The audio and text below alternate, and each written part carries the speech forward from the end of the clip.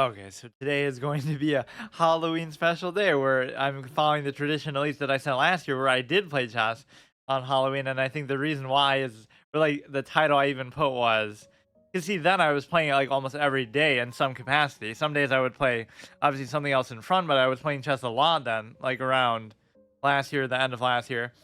I think 2021, when I had just come back to streaming, I didn't actually play it because I wasn't in that rhythm yet. I had played it like occasionally around then, or I played it more in November, December, but I was doing like Luigi's Mansion Super Hard mode still, and I even said like, oh, I should try to beat it before, you know, like I started at the beginning of October, so I should beat it before by Halloween, but I failed and took me like till the beginning of November somewhere. But yeah, this was a little thing I had been looking forward to where you can play on the chess on this. There's a few issues, so I even put in my little feedback there last time.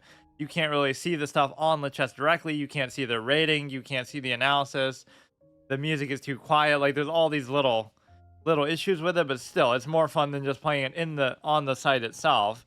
I kind of got sick of doing that, so what I normally like to do with this series now is like I'm calling it the chess video game anthology basically, where I'm trying like a different chess game every time. So like the first episode I did Battle Chess and Chess Ultra, then the second episode I did uh Tabletop Simulator to play chess within it, then I did Gary's mod for chess, then I did what was that, Roblox for chess, then I did this. So this is going to be the first repeat episode, and it's not even that I'm not allowed to do that, but I almost want to find like some horror chess hybrid. Just in there is one game on Steam. I just looked up the tag chess plus horror, and it's like called Scholar's Mate. So maybe I'll try that just in the tradition. But let's do a 30-minute game. I did pretty badly last time, and of course I'm trying to obviously just trying to stay above 16 because I lost quite a bit of rating there. It's amazing how much of a difference this can make. I hate the fact that you can't remove that. That's my biggest pet peeve. The notation on the board. I hate that so much. And you might think, oh, I don't know notation. So, like, first of all, there's no settings here at all, right? That's the biggest change I was hoping that they would have done. And now it's kind of cool because I was like one of the first people to play it, apparently, or one of the only, there were only like 5 reviews on Steam, and I was one of them. And so the point is that some of the changes I could almost take credit for. Like, I'm the one who suggested this or whatever, but. All right, so I got to take my time is the big secret here. And of course, the matchmaking in classical can be very wonky. Like, you'll basically, I don't know. I'm playing like a rapid game. Even in a rapid game, it would still be questionable what is happening here, but you could totally fuck me over with the knight is the problem. But like this is the thing, I'm just doing sort of weird and random stuff. I'm not really thinking about it. You got to do one of two things in chess, right? You have to either know theory and let that inform your decisions, or you have to, which of course I don't really at all, or you have to actually know what you're doing in the first place as far as or no, you have to actually think about what you're doing a little bit more thoroughly. So he's double attacking that, which is trouble. I knew the knight would be trouble. I mean, at best you could double take, which is okay because we still take the queen. He would take, I would take. No, he can't even double take. But it would fuck up the pawn, basically. Take. Yeah,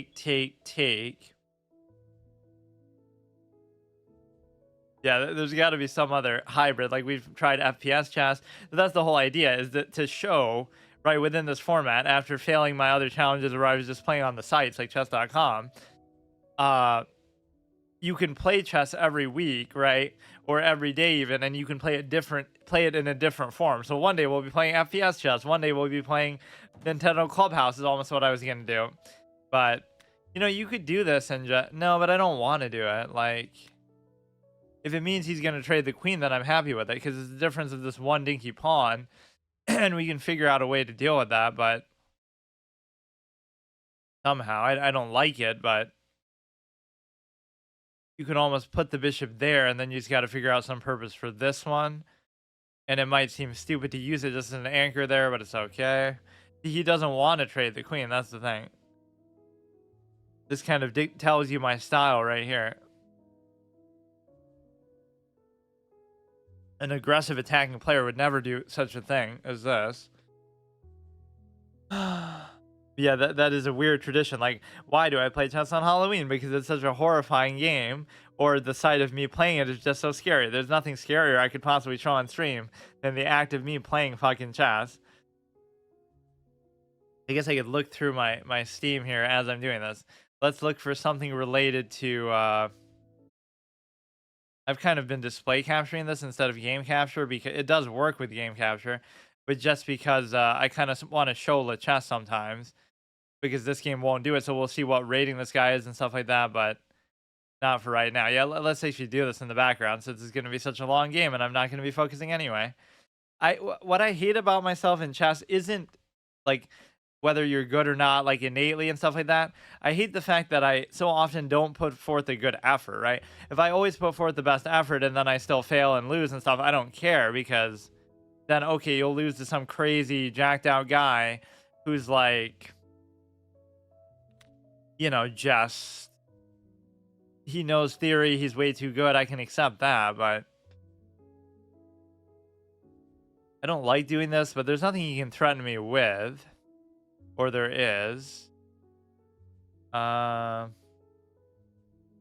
just body block it with the queen, basically. When everything is okay, the UI, the presentation, I should try some other visuals and boards and stuff. But sometimes this is all you want, right? Like, I just want this experience with an active player base, which technically this game doesn't have. Like, let's actually see on Steam charts. Hang on. Fuck. We have all the time in the world. This is why I like 30-minute games. Not because they're instructive and you can actually think about what you're doing, although that is actually why. Far more instructive than anything else. But no, because you can just dick around and do whatever in the background, especially for the purposes of a stream. That is part of the reason why I started playing them, though, back in 2021 when I did come back. I was like, I would have to keep going AFK randomly, even if it was just for a minute or 2 minutes, but that could be the difference in a 10-minute game. In a 30-minute game, it really wouldn't come into play as much. So I should look at this game on Steam charts, and I would assume it's pretty dead. But it doesn't matter because it doesn't take into play. It doesn't take into play the simple fact of it won't even show up here. It won't take into effect the idea that people are playing on the chess. It's not even on here. I mean, you could say it's because it's so dead, but that is all it's called. It's just chess exclamation mark. See, I started with battle chess and I thought, oh, this is some cool classic thing. But the problem with it is that you can't play against other people, or it's just kind of, that's how most chess games are going to be. So it's not the game of chess itself that you're questioning. It's the fact that okay, this bishop move to c4 is what bothers me and is why I can't just simply go back. I could go like here, and then if he raises it, but then the knight comes in, like I can see everything he's going to do. I just don't like it. Let's go here. So who was it? I think Fabiano got to like world number 2 and he's almost pretty close to Magnus, so he might actually surpass him. Not because he could really do that legitimately, but because Magnus is distracted by poker and he's not taking chess as seriously maybe.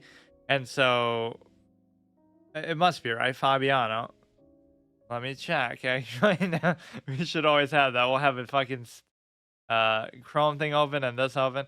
So yeah, I do want to play some other different chess game today, but this one almost deserves a second look just because this is kind of what I want to be. This will be like how I play chess from now on a website. I'm still playing on the chess. It's just a little bit different because, you're able to basically get the 3D visuals and stuff, and you could do so many things with this. Chess Prodigy, he played for the United States in 2005, transferred Federation to Italy. Peak rating 2844. Wait, is it him or is it? Wait, that's not right. I thought he was much higher than that.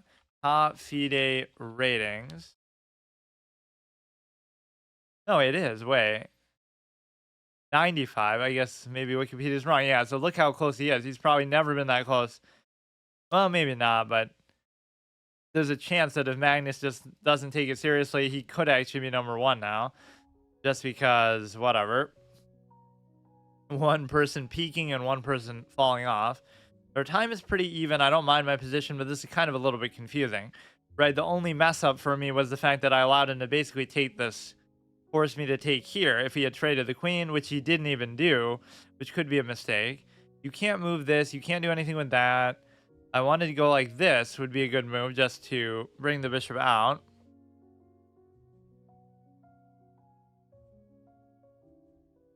And I don't know if this chat is just within the game itself or whether that would work with Lichess. I guess it seems weird that they wouldn't have analysis or that they wouldn't have uh like the ability to see ratings because you're already on the website. Like what I'm doing is interacting with the website and giving me rating or losing it or whatever, right? On of course not losing it because that never happens, but it's actually interacting with the website, so it's legitimate that way. Although we did see a bug last time that turned a knight into a pawn. And of course that didn't happen on Lichess, but it happened in here, and so it wasn't just visually a pawn, I couldn't move it like a knight would move, so that was a little bit weird. So this discourages him from moving the bishop out. It also allows me to take the pawn if he wants to.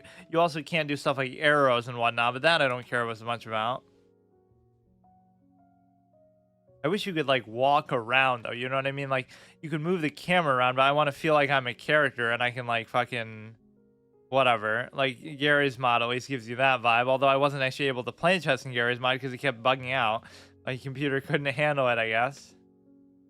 The graphics are not that good. There's some weird choppy elements to them. A lot of people were complaining about the frame rate, or at least that one guy on Steam was, but I don't actually have that issue, like, or at least I can't tell if it is an issue.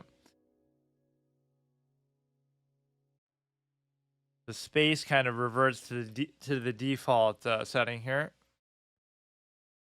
So this is getting a little bit annoying, and now I'm going to do something brazen and impatient like going here. And so it's annoying what he's doing. As long as he can't give a check, right, you should be able to do this. Right, because he would take, I would take, he wouldn't be able to take. It's so dumb to do this, though. Like, why even bother?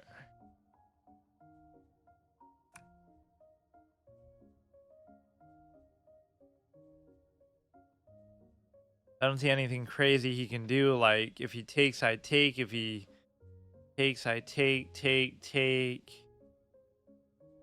Yeah, imagine, like, that's all you ever needed for chess, and I'm shocked that nobody took advantage of it. I don't know if this game will actually be the one as much as I, was rooting for it. Like, a game that has infinite piece sets and infinite boards and infinite visuals and backgrounds, and all it is chess, but with a respectable rating system that people actually care about, like chess.com or Lichess. To some extent, at least those sites are respected, even if they're inflated or whatever a little bit. Although chess.com doesn't feel that inflated to me, honestly. But either way, you would have that, but you would just have all these other beautiful flexibility and customization options, and that's all it is. It's just presenting it in a very good, packaged, attractive way, whether it be with 3D boards or VR or any other capability. That shows you kind of the plight of somebody like me who always wanted that, but I have to go and find it in, you know what I could have just done is what I just said too. Yeah, and he still wouldn't have been able to take that. So what I just did was a totally nonsensical brain dead move because you didn't have to the zombie gambit for Halloween. I'm dressed up as a zombie. Can't you tell with my face cam?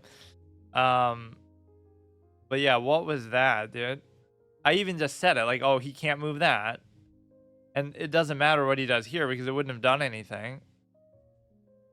Unless I'm missing something deeper later on, but it should be fine. Yeah, I'm still taking it too casually. Like, I don't know. Playing chess well is like very boring and it's like hard work and nobody wants to do that. Even for someone like me who in theory I wanted to do it, but then in practice it's different, right? You always have to hold somebody accountable. Like they'll say they'll promise you the world, but then when it comes down to it, they won't do shit for you. So it's like, how badly did I really want it? And evidently not nearly enough.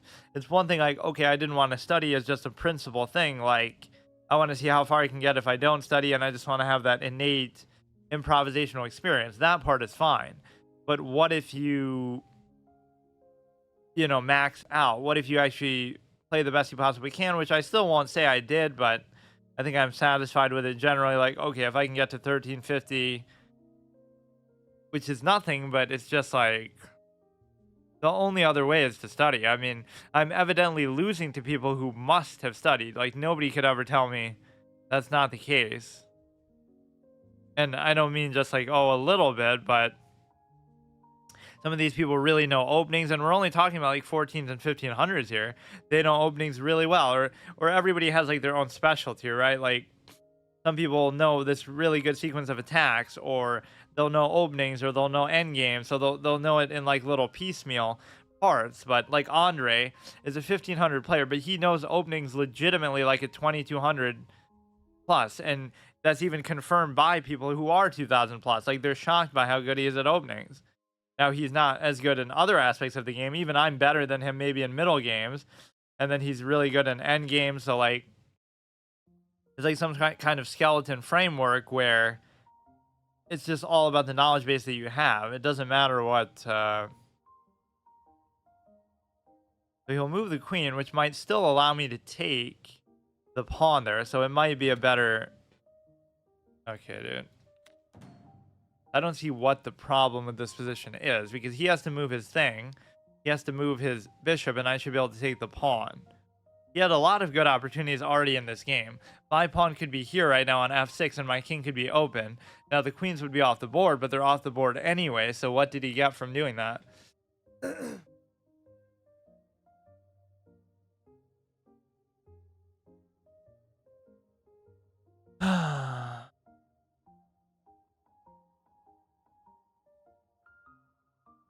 The timing of this game coming out was actually so... I'm not like a superstitious person, but it was so perfect with respect to as soon as I failed that challenge, right? We failed it in like October, or wait, was it beginning of October or somewhere in September? But whatever, like it was so close to when this came out. And I said that if I failed that one, obviously like third strike and I'm out, then I have to delete my, obviously I delete my chess.com account, but then one of my days gets removed. So instead of playing Tuesday and Wednesday chess, I'll only play Tuesday, and then I won't play on these sites anymore in the traditional way. So I would do this anthology series, which I would have done anyway if I, that's a good little bait thing. I would have done that anyway if I basically had gotten to 1500 by January 1st. That was the ultimate final of the format. But the point is that I failed that, and then only a few weeks after this game came out. So if this game didn't come out, there would be nothing to really fill this space, because again, it's such a unique thing. It almost makes it hard to criticize it, because it's like it might not be that good, or as good as I thought or hoped, or polished and good UI and all this kind of stuff. But even if it's not, then you don't have a choice. Like there's no other 3D game in existence that actually has a player base. You just can't do it. Now this is fine because he'll take the pawn, but as a result, at the end of the sequence here, but as a result of him taking the pawn, you're able to take his rook, because, or wait. Oh, fuck. See, I would have thought that. He would take, I would take, and then if he takes, then I still take. So it would be actually okay. But then what'll end up happening, okay, I would take, he would take. But what if I take, then he goes here? Then I could check to get out of it. So we've had this sequence of back-to-back things that we've done in which, I attack the queen. Like we're attacking instead of reacting to a threat. He threatens my queen, so I just threaten his queen. He threatens my rook, so I just threaten his rook. We're not really playing very defensively. A very scary style of play. I don't know what good this thing really is, but it's always there in like the, when they're playing professional games, high-level games, they'll always show you like a little mini board too. This is okay with me. Right, you go ahead, you check, and then all I have to do is move the rook, so it's not really a big deal at all. This one is the problem, I guess. because you would still have to account for that and cover it. Or I could pin this down if he goes there, which would be kind of a weird play, but either way, his position is not perfect. So he missed some good opportunities here. Or this is like a guess the elo. Like, guess my elo. I'm like 16 something. I don't even know. But obviously, I should be still 17, like I was. And then this guy's probably like 15 something. Because the matchmaking can be kind of bonkers. He's like 1556, I'll say. Very specific. So go here and I'll be fine. Or I guess that's the only thing to do. It's covered from this. If you attack it with this, I could take, you could take, I could take. He doesn't have a double stack there. I could try to attack this way, but it's not going to happen yet. I should almost just move this up, then you don't have to worry about it, as on account of the bishop at least. Yeah, surprisingly, I would have never anticipated it, but in my grand return to streaming from 2021 to now, my most streamed category was chess. I guess I could add up each year and like see actually how much.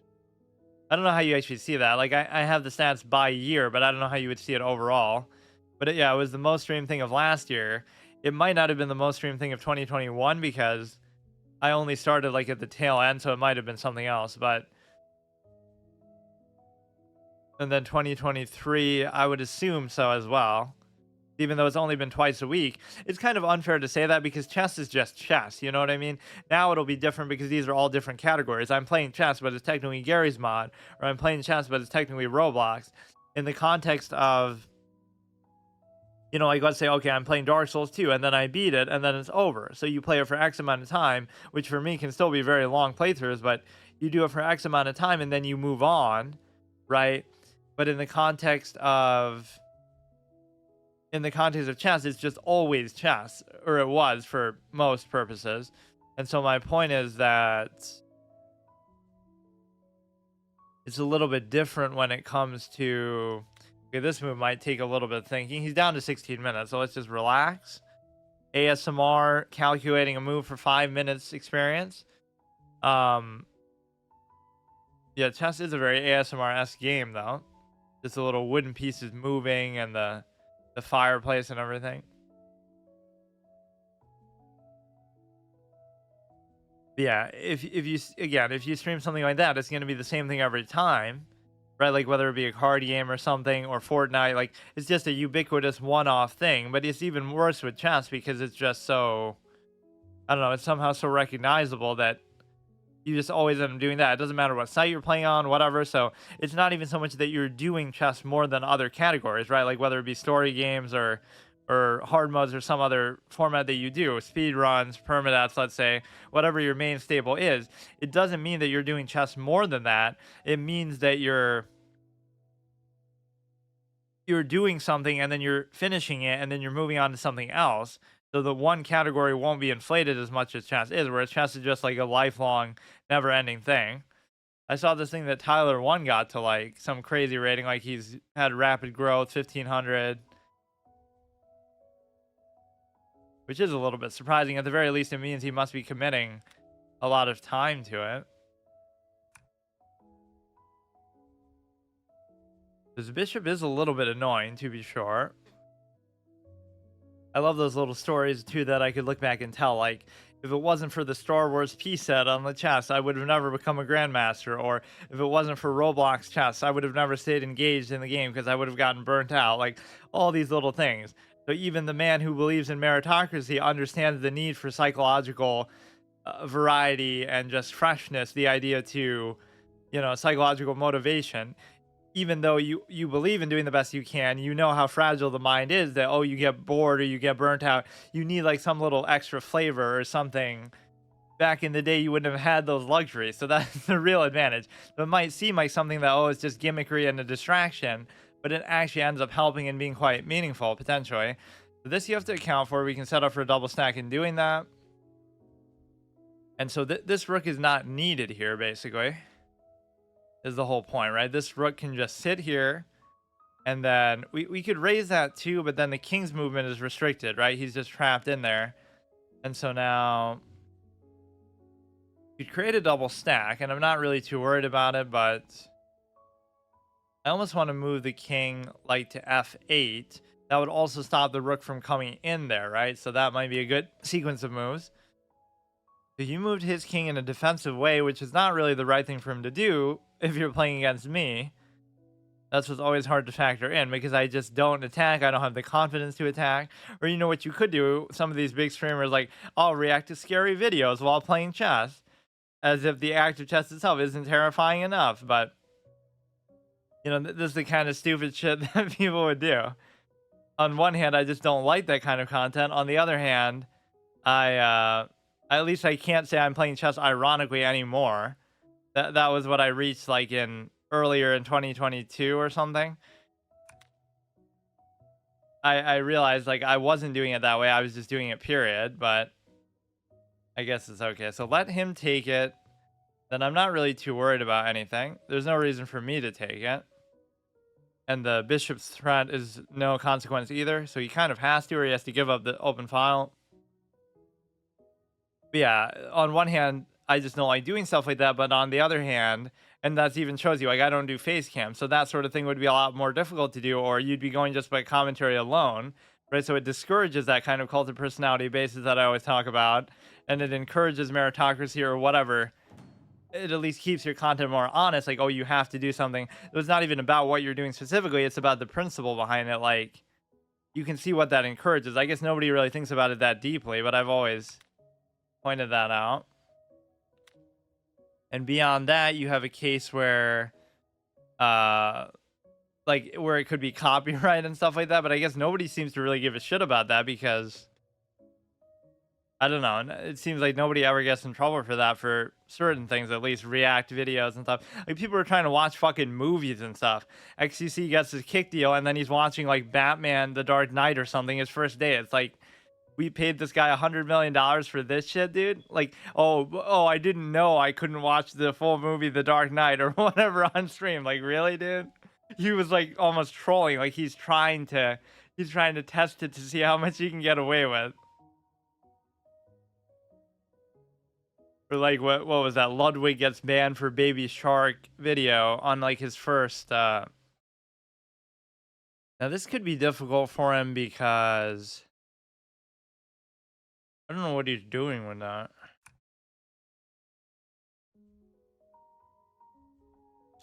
Could be difficult because he's double attacked, and so now he wants to go here. I could push him out, but I can't. Or I don't know. Let's just see what he does.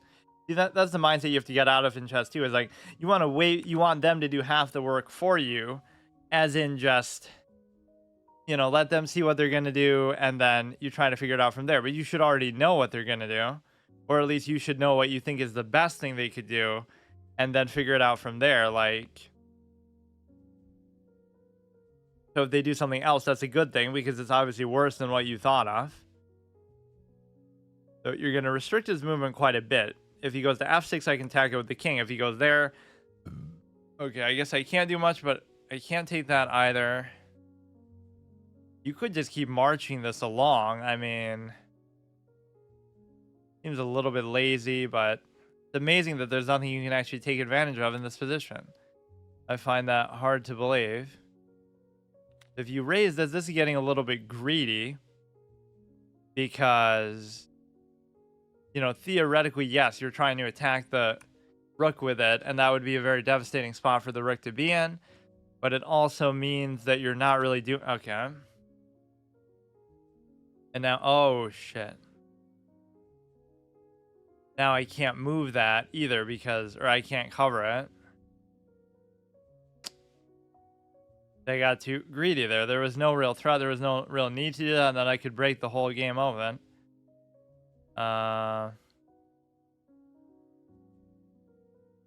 He'll take that, and then it won't allow me to still take this. It'll let me take that, I guess, but I'll be in such a vulnerable position. So he'll go there, and then it won't be good. If I go here, he'll still take in check. If I go here, there's really no impact that the other pieces are going to have.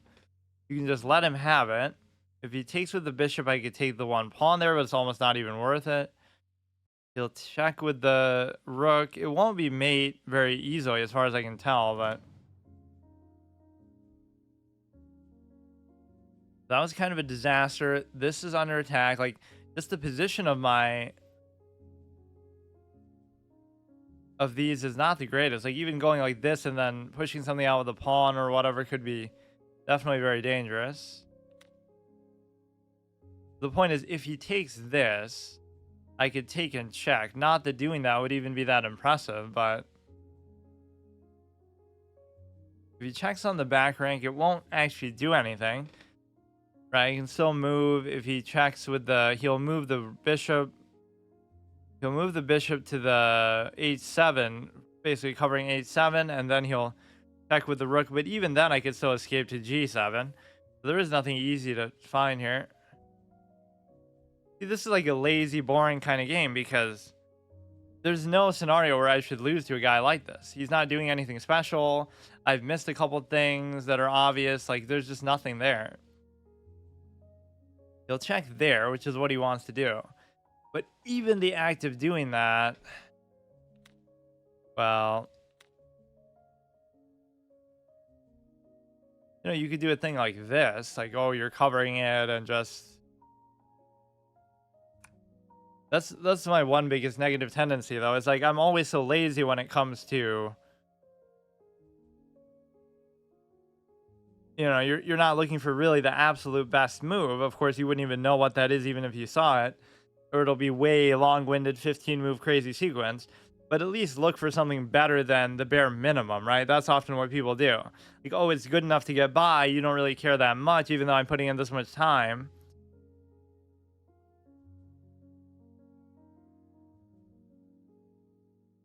But no, tomorrow for my whatever Wednesday format where I just play random stuff, I should do some kind of a horror thing. But no, I still want to do after this. I'll play a couple games here, but I want to do some kind of other chess related horror game, maybe. Just feels kind of right. I don't really normally do anything for it, but I mean, I guess I don't have much of a precedent to follow. Luigi's Mansion was just sort of incidental too, because he'll go up to here is kind of the problem that I'm having. If I go here, he can check with the bishop itself. If I go here, he can check with the rook. Or no, I mean, he could check with the rook in either scenario, so I'm not sure. Right, he could check there. I mean, this is the same play that we saw like an hour ago. Maybe I should keep going. Or it doesn't really point out illegal moves very much here.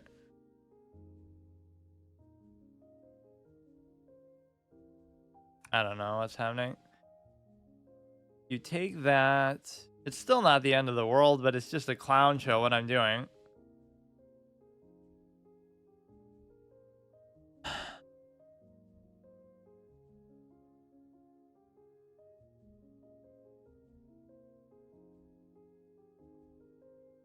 You do this, so then everything's covered. Like, how much can you really fuck this up? You check from there. It still doesn't... None of these checks really seem like they matter.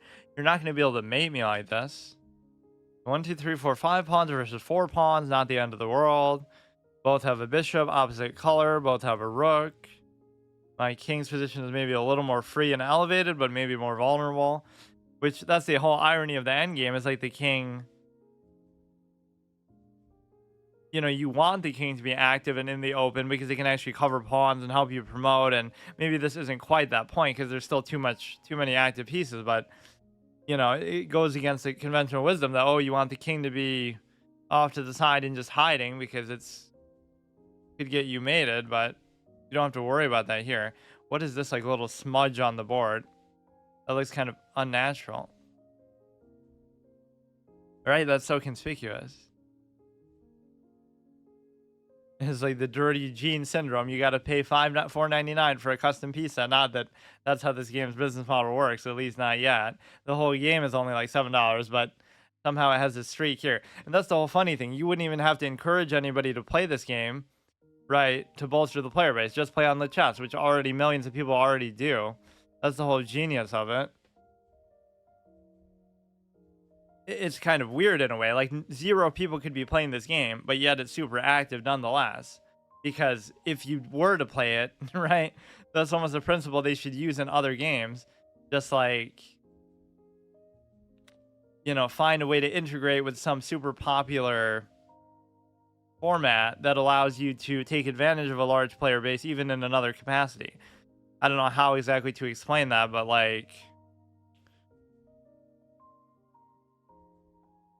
I don't know if you were to, I guess a lot of games wouldn't allow that as far as licensing. Or that's what I said with Hearthstone. Like Hearthstone should have the Warcraft TCG built into it as a game mode, and that would be such a brilliant idea. Just you already have all the animations and stuff. You could use some of the same lines and voice acting and whatever. All you have to do is just create like different values and stuff for it.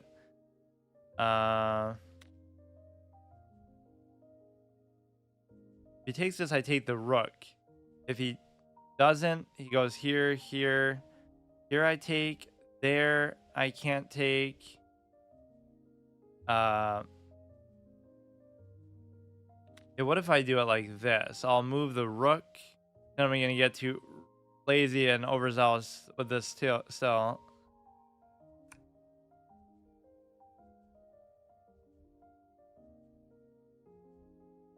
But the idea would be you would have every base covered, so then you wouldn't be able to still cover the rook, except for this one square here, right? So if you were to go here, then you could go there, and so there's no way to really deal with both of those, right? Cover d5 and e6 together without the king obviously being involved. It's not really a big deal at all. Just go here, and this is bad because it puts them on the light square. So actually this is a bait play where I should go there instead, but that's bad too because then it won't be that easy to cover this. It was better before because you have that endless loop infinite cover where you have it there covering there. That was in itself kind of a fuck up just because I'm trying to force something here.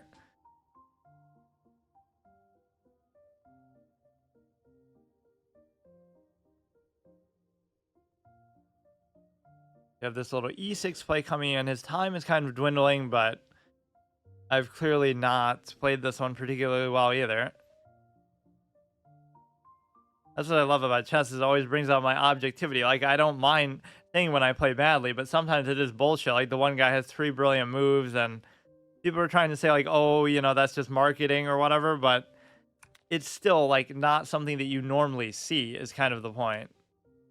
You know, I'm going to try to fight it with these, and it's just not going to be a good idea. But then again, you could go here, and then there's almost nothing he can do because you'll have this infinite loop again, and then you'll have the ability to... Wait, what did I just do? I could have just took the rook, couldn't I? He took that, and then I took the rook. Kind of like I intended. The whole point of the pawns was like the bait play, so either way that would have been good for me. Man, so stupid. I don't know, man. Nothing anybody can do. Like, it's a draw 100%. So just, if he goes there, I could...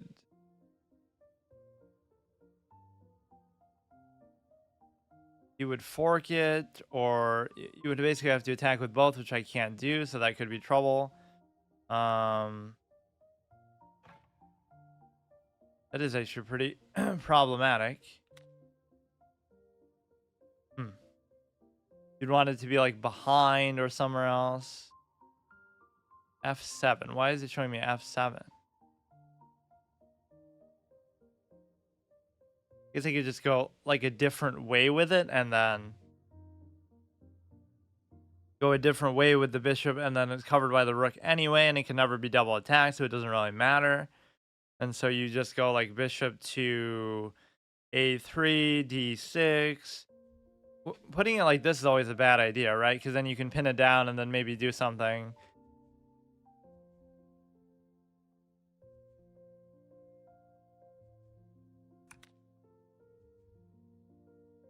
That's not a big deal. In fact, that's not at all what I expected him to do.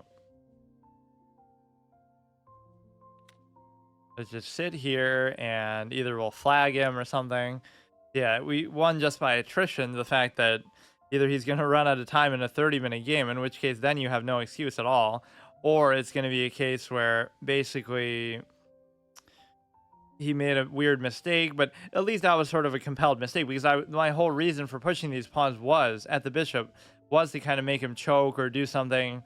Even if you take it for free, I take the rook, or even if you move away, I could take the rook. But that, if you played it right, this is where you can kind of get in your own head. Like, if he plays it right, nothing's ever going to work, and that's why every chess game is a draw. But obviously, at this level, that's not as much of a factor.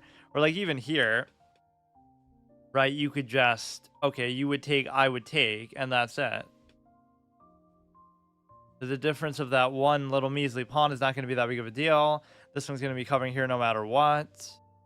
Right? You don't have to move your bishop at all. I highly doubt you'd really be able to do anything with that. With a mere 7 minutes for this lovely endgame.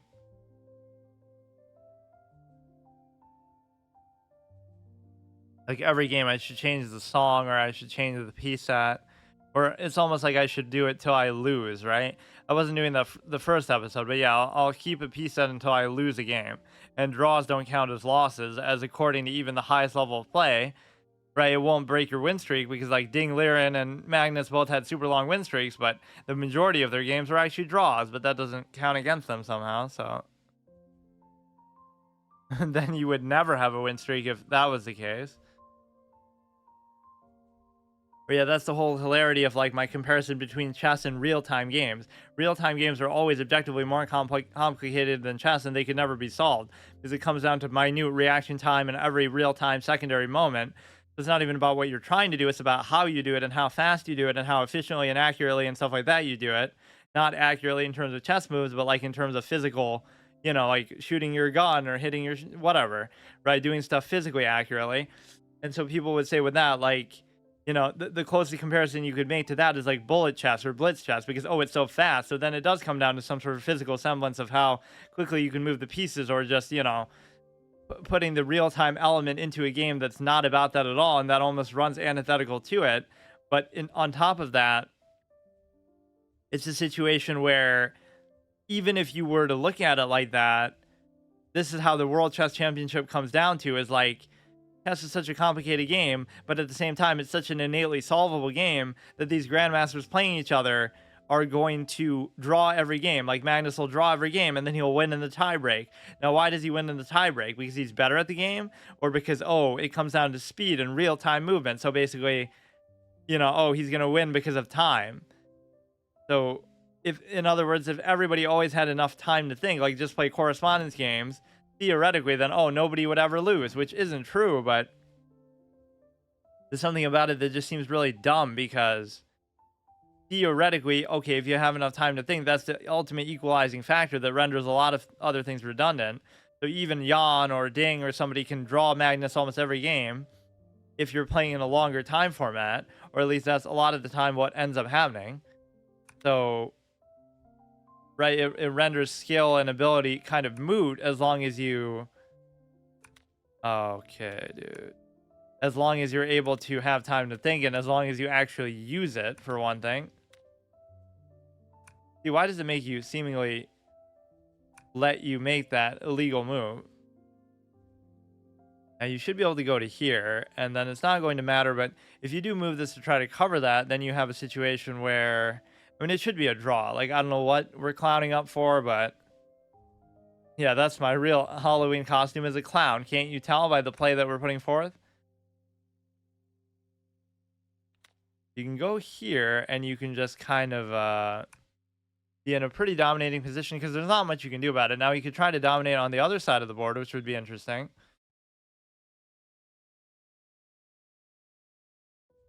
But the reality is that you won't be able to take necessarily anything ever, or maybe you will.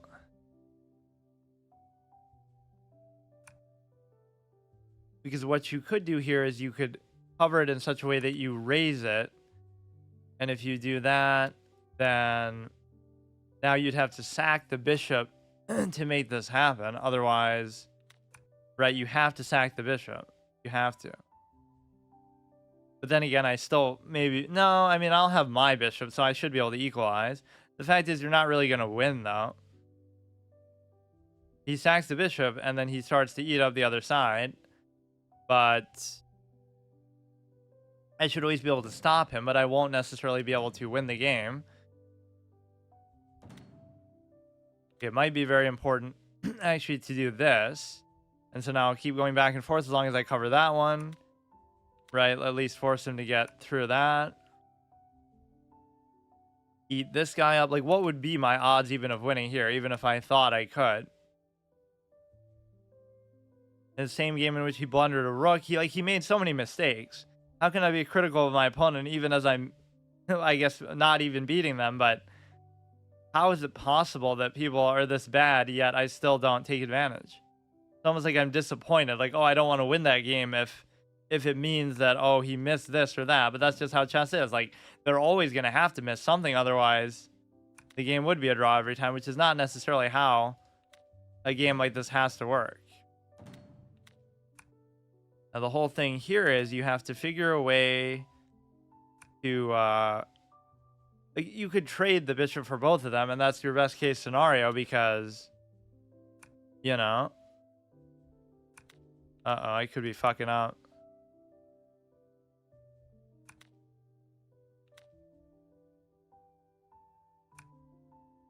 I'm not really thinking these moves through.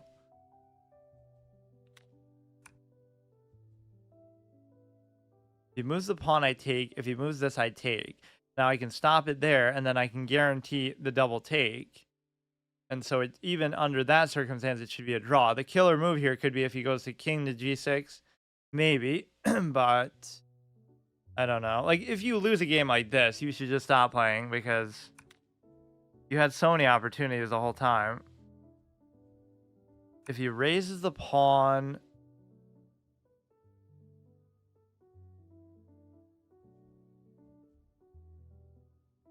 I don't know. You'd almost think you would have a time consideration here just where you could... I would take, he would take, and then I would go here. And then he shouldn't be able to cover it, right? I should just have it. He can't do anything.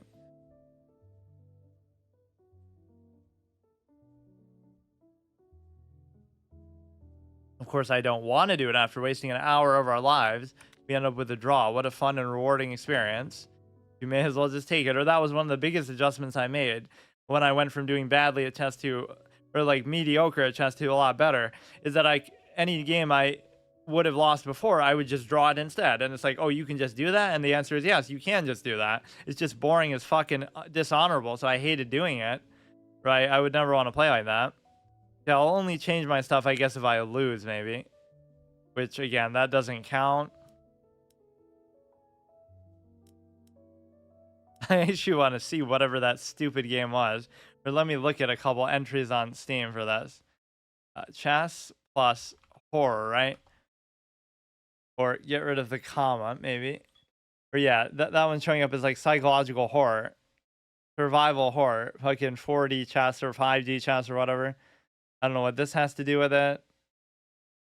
I don't know what this is. Sci-fi survival horror. How? What the hell is this? USSR championships. Okay, I don't know what those are. Chess pills. Survival horror. You have to guess the right move, but you're running out of time. Use the orange pill to get sharp. Focus on the right piece, or use the turquoise pill to chill and slow time. Beware, the abusive substances can cause side effects. There's like a whole survival horror series on those. Botvinnik, Soviet Theory. Okay, a lot of these are just the same thing, which apparently is pretty popular. Rainy Day Bundle. But what does this have to do with chess? Or, oh, it's not even one game. Where was the one I just... Yeah, Scholar's Mate. Like, what the fuck is this? June 29, 2023. What does it even have to do with chess? Escape Room Psychological Mystery 3D. 4D chess. Like, I love how some of these are considered horror, even though they have nothing to do with it. Scholar's Mate. Female protagonist for... I don't get it. Just the name has to do with chess. But what is it? Ours Made is a first-person survival horror experience in a psychiatric hospital. Use your wits to escape from the sinister place. Check out the franchise on Steam. September 26th. You've been captured by a maniac. Use your wits to survive. Yeah, Judith Polgar, am I right? Like, what does it have to do with chess, though? I want to see where they explain it.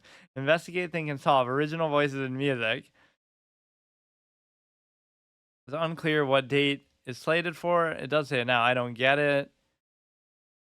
I could not even make it 30 minutes. Should be building atmosphere. Like the game, the graphics. It just has some sort of, yeah, they're doing some sort of bait thing for chess. Like, what the fuck does it have to do with chess? I have no idea. Maybe I won't do it then. I just wanted to do something like that. Like, what is the best chess horror hybrid game?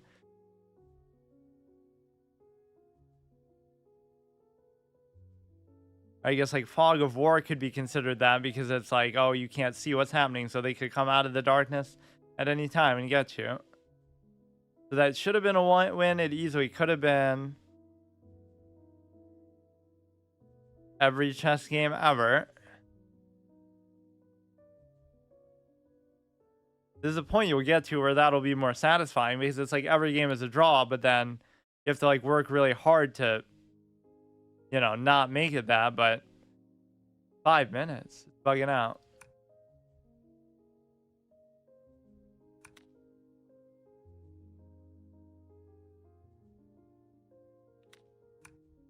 I'm curious what those bot Vinnick games are. Maybe I should try one of those. So here you could just go like this. I would take, he would take, I would take.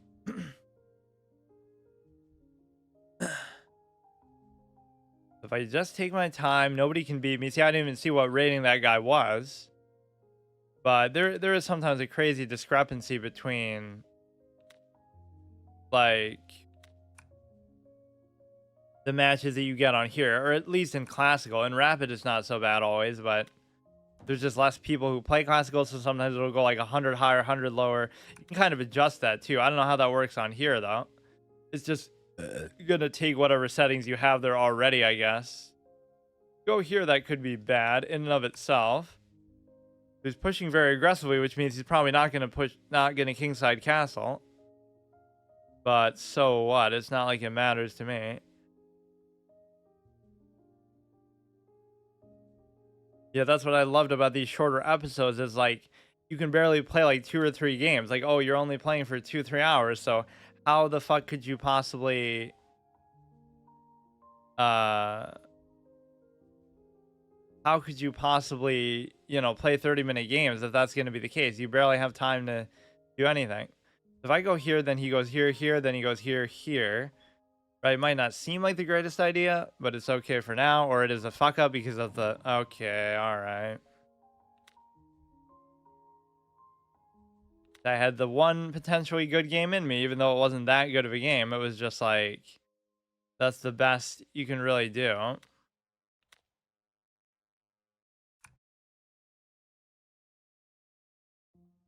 That's really what it comes down to, too, is you just have to do it by attrition if you decide to... You know, you're not going to beat them outright, or at least I don't have the initiative to do that. So then what ends up happening is you just wait in a grueling hour-long game for them to finally make a mistake. Goes here. So the biggest thing you don't want to allow is you don't want to let them open the H file. And the reason why is because even though it's dangerous to allow it to go here as well, but... Right, like the H file with that rook bearing down could be the deadliest thing ever. And he has no regard for the safety of his own king, but maybe with good reason because he realizes what a clown defensive player I am.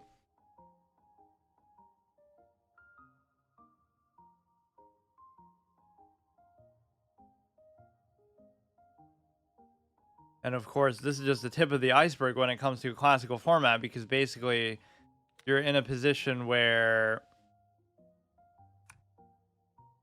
You know, it's like it would be longer even in real life, although I forget exactly what that means. But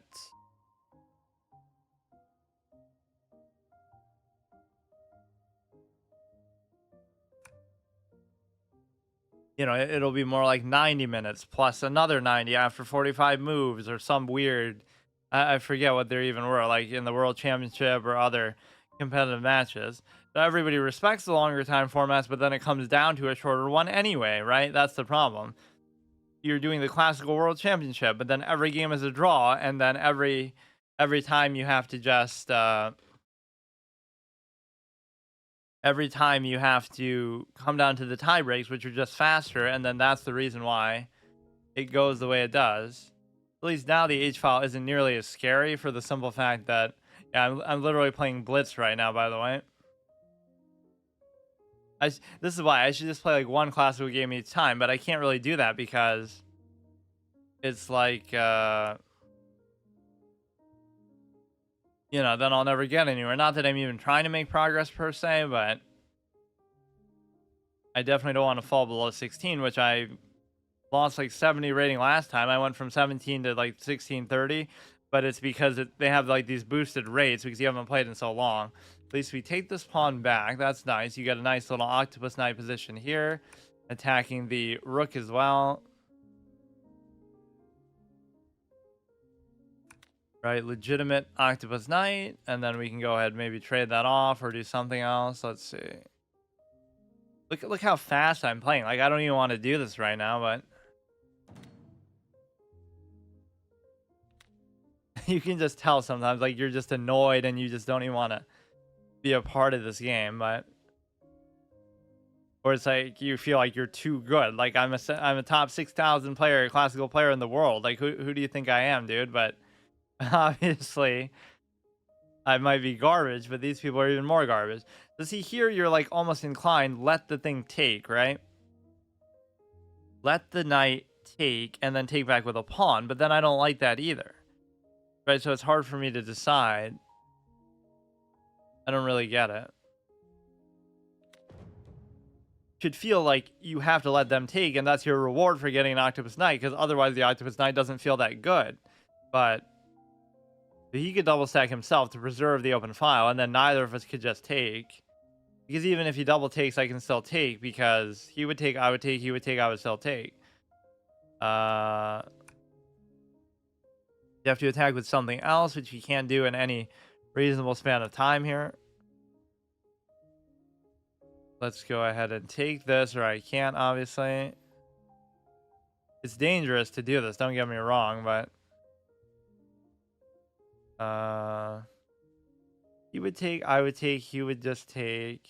So I can't really double stack, so we may as well just do that. I mean, we could just trade both off. It doesn't matter. It's going to be a draw again, but at least this one will be quicker. See, at no point was I going to lose that last game. It was impossible. It's literally mathematically impossible for me to ever lose that last game. But it doesn't matter because any winning opportunity was just him making a major mistake, and then I still miss it. But that's besides the point. Like, I don't know why it just feels so annoying to me. Like, you can't lose if you just actually look at what's happening. It's impossible. And obviously, at a higher level, sure, it becomes more difficult to see that, but it still comes down to that. Like, my issue is not ability or knowledge or theory, it's consistency. If I could just play at my best possible level consistently, then I'm satisfied, and then I would always have said, okay, I'm willing to study or whatever, but I still don't really feel... But then I'll be doing that till the end of time, because that's why I went through that whole fiasco of all these permanent challenges, like... At some point, I just have to accept, okay, that was my best, and I'll just move on, because you can't keep doing this forever. But then you'll inadvertently end up learning just because you, you know, you've played so much. So I don't know what to do with this at all, but you have an Octopus Knight. You can always just trade it, though. See, that's the thing that I don't like. It almost incentivizes me to trade the bishop for the knight. I could try to get my bishop behind, but I really can't do that, so I'm just kind of totally confused. The only thing is he could, like, attack this pawn with the thing, with the he'd attack the pawn with the knight, and that I might not be able to do anything about. But other than that, I don't know.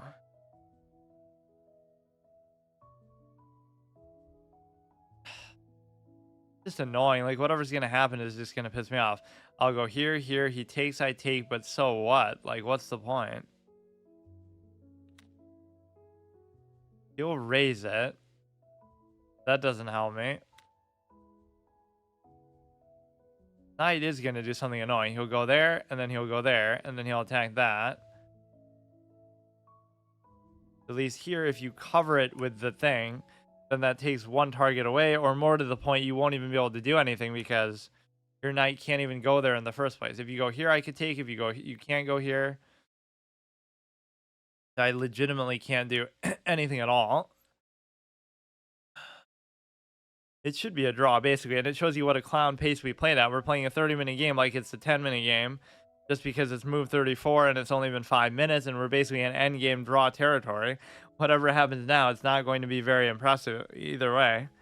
The moves that would have taken the most time or justified the most time, we end up just completely ignoring. I can't let him take. I could raise it, or I could...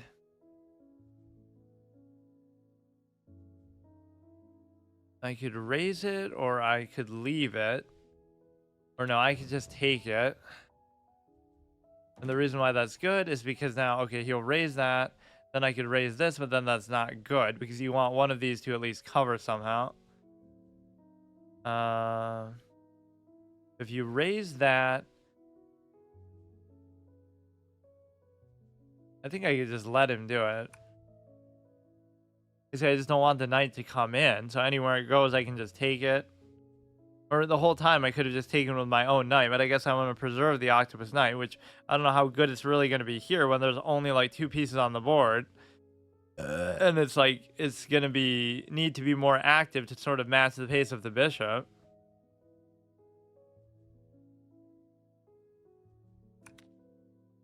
Raises there. I could take, he could take, I could take. That does seem like a 1 pawn, but it's probably not going to stay mine for long, or it could be all part of his master plan, obviously. Right, because like we're never going to be able to protect all of that, so it's fine. Or that could be worse, because then I'll end up losing both. But yeah, it doesn't even keep track of your material advantage very well. Like, it shows you what I have, but how do I know? Like, I can just look at the thing, but 1, 2, 3, 4, 5, 1, 2, 3, 4. The difference of that 1 pawn is going to be easily negated. But then again, it won't be, because if he does it, I could take the other pawn there. Or now he could let it sit there, at least because I blocked my own king. Or blocked it with the king.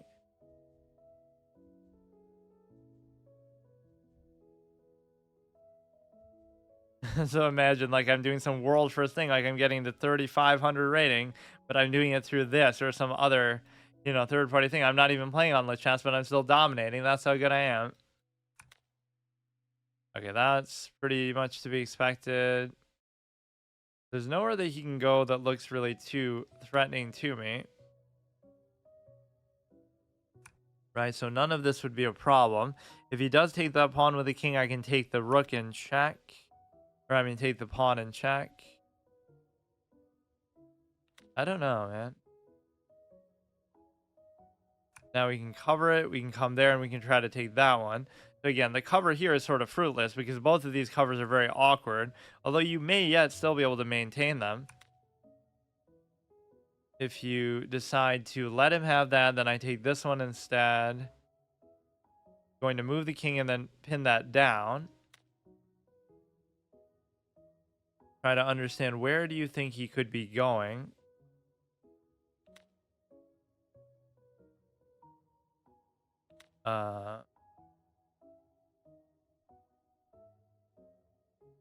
Go here. So if he gives a check, I could take. If he goes there, it doesn't matter.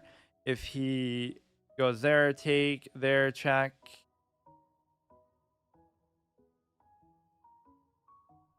Nothing really seems too threatening. These are fine. These are covered.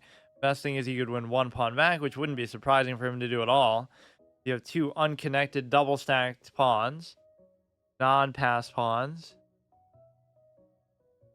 I don't know what these game code numbers mean. They're like at the top left. Like, maybe that's a chess specific code, or that's how they're able to do it in this way in the first place. See, they kind of just they were just a little bit lazy and cheaped out. The idea behind it is novel to try to integrate a side into a game like this, but they kind of cut every corner possible. They don't show the rating, they don't show the analysis, they don't show the whatever. Like, there's a lot of things missing basically.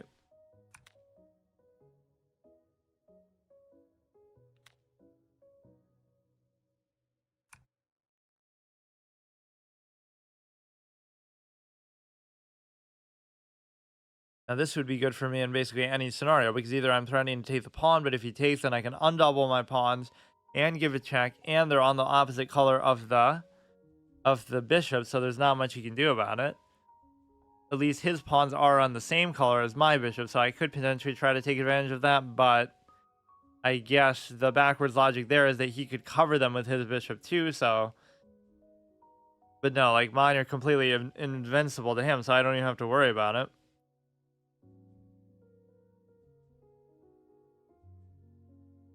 And of course, I could just take with the bishop anytime too on the knight. This is where octopus knights aren't really that impressive. Like, I just had one and I just gave it up for nothing, and then that's a pretty good situation to be in. And it was almost forced because there was no way he could have still covered that, but now it just becomes a question of, do I want to get my bishop behind there, or do I want my king to get through? And the king is basically impossible to get through, so maybe what I should do instead is I should cover the pawn with the king, and then I should cover the pawn with the king, and now I can kind of dance around with this and maybe try to take something. It would at least the dream position could be like I get to e7, then he can't possibly cover both, but then again he could get to e7 first as well. He would take, I would take. I don't know exactly where I'm trying to go though, because that d3 square, I don't want to let him get through, obviously. It would be very hard to do anything. Like, I could let him have this one, and then there's nothing else he can do, right? Pretty much. Well, actually there is then, because that d4 thing could open up.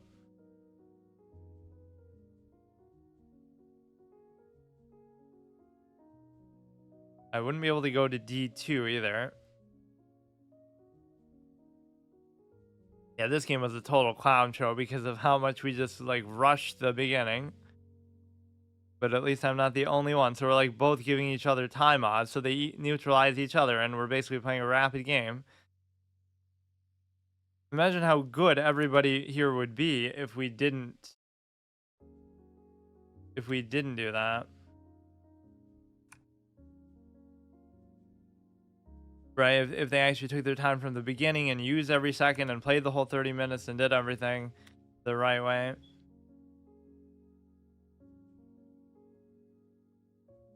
I don't see what this is doing. Right? You're able to kind of dance around a little bit. He is going to have to keep moving it, or he could move the king, but not ideal. So now here, you could basically just take his bishop. And I don't know what good that's going to do me, because you know what, you would think you would win here. No, I don't know. It's a draw. You might think you'd win by attrition because his king might have to make some suboptimal move that you don't want to make. Now we should win by the king opposition principle, even though we really shouldn't.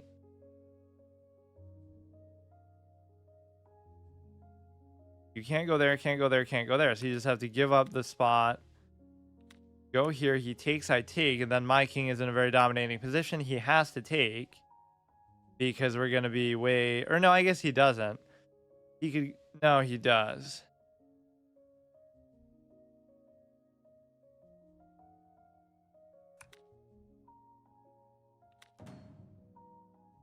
Even if you catch up to that, you go to c6. Doesn't even do it. Oh, you just fucked up big time now because you have the possible king cover. What the hell is he thinking? Not gonna get stale. Wow. I mean, that should have been a draw, but he turned it somehow into a loss. As long as I don't fuck up and get it stalemate. Okay, you won the game. I don't know what rating these people are. I could be farming 1800s and 2000s, and it's no big deal. I guess you don't psych yourself out that much if you, you know, if you... Okay, let's do some 10-minute games. So we were 1 draw, 1 win. I'm satisfied with that because they're just so time-consuming that I don't know what to make of it. And then maybe we will do some sort of psychological horror shenanigans. They're totally going to add microtransactions. How did he make that move before I even saw the game was there? Maybe the advantage of actually playing on the chess itself. It'll come down to like a 1-second delay thing that you just get from this alone. We know this opening like the back of my hand. Engine level sequence here. Because you're technically not supposed to take here, I guess. But if you do, it kind of double stacks the pawns. But I guess it's not. Or maybe I'm doing it the wrong way. Or no, you're supposed to go like here. Or you'll kind of misremember or misplace something. Like you'll do it kind of... You'll do it kind of like the way you remember, but it's kind of not exactly the same position or something. Like, it's hard to say at what point you're exactly supposed to do all of this, though. Like, when is he actually going to trade it? You got the double diagonal there, which doesn't seem to serve much purpose. Takes there, which means I could easily take... You know, I'll try to get too fancy. I'll take there. He'll take there.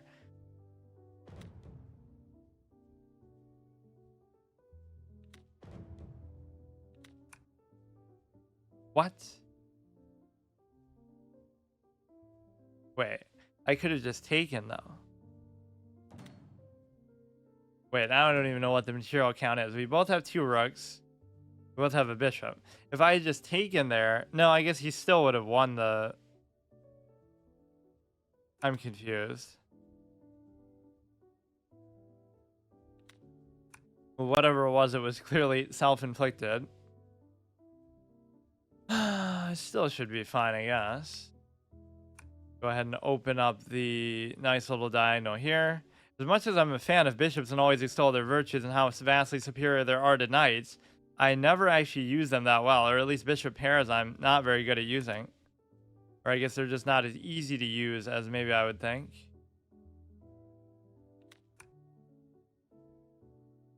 It's first of all not very easy to get them exactly in an optimal spot, right, to even get it set up. No, and good players aren't really going to allow you to do that. You have to get like this really weird, ugly, claustrophobic pawn position and then bust it up. And then as a result of busting it, then you get, right, like it's some very convoluted thing. You don't just start and say, oh, here's a bishop pair and it's so good, because whatever sequence that's going to be is way too obvious to your opponent. And that would never work. And they'll just trade it off and stuff.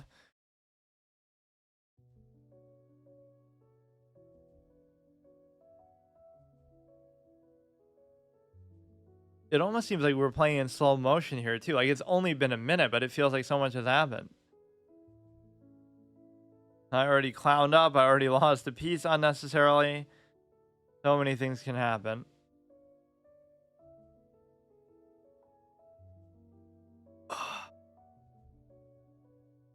Yeah, let's pretend that, oh, if I had gotten to 15 there on chess.com by January 1st, then, right, I would be doing this anyway for a little bit, and then I would have come back. But this time I might not come back. I'll just study a bunch for years off stream and then come back when I'm 2,500 or something, which it really could be that simple. It's just that's a lot of time commitment and studying that maybe most normal human beings don't have, which I'm not even diminishing that. Like, if you have a passion for chess, I give it to you. That's respectable, but it's not really the way that a lot of people think it works. And even when I was younger, I had that romanticized view. Like, I'm not saying some people aren't innately better, because obviously they are, but at the same time, the vast majority of people are not going to care that much, or they're not going to study that much. So it'd be impossible to say whether that's true or not, or whether it's really like how good they could possibly be. You'll never know.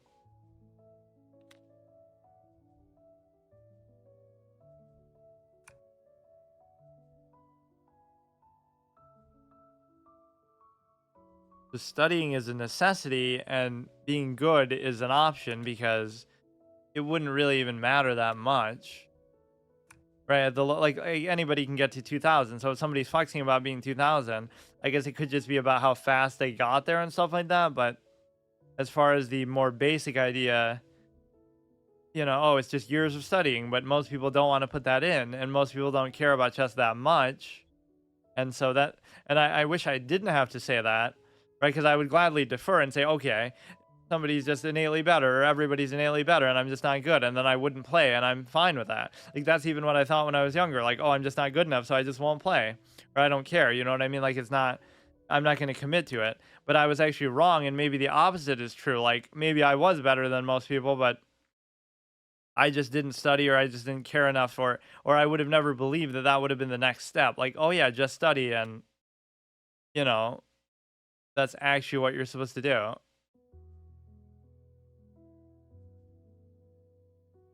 I don't know actually what this is.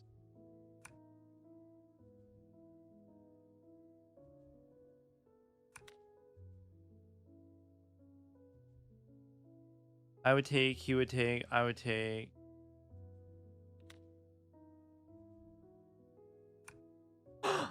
uh,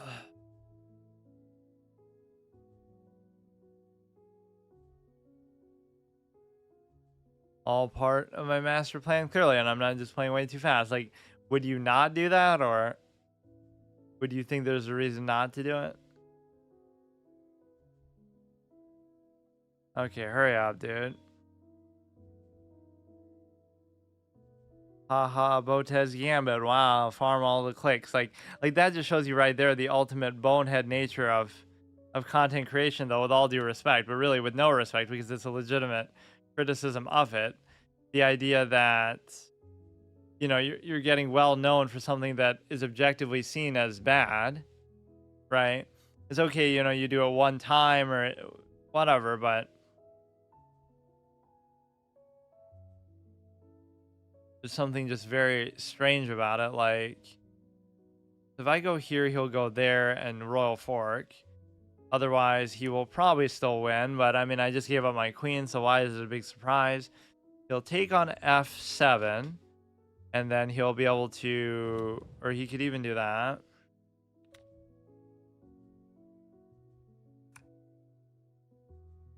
That's not too big of a deal. Brings the pawn. Nothing he does right now is going to be too relevant to try to bust this position up a little bit. Nowhere he goes with the knight is going to be too concerning to me. Yeah, that's one thing people would miss, though, is the arrows and the takes. Or maybe you could do it on there. Or what does that even... What is that doing? If I right-click, you can, like, make a box on it.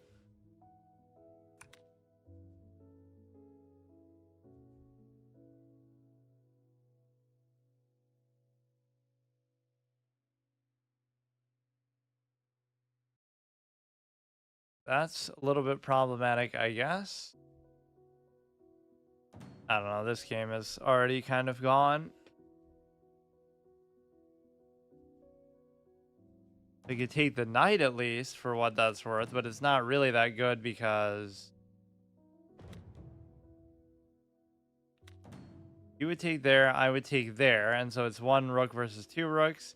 I guess maybe I could have took there first, and then that would have removed the threat on that. Because, or I don't know, what would have happened?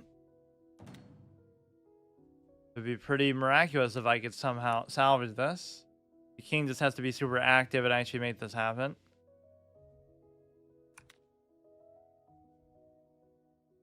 You gotta create one anchor point here.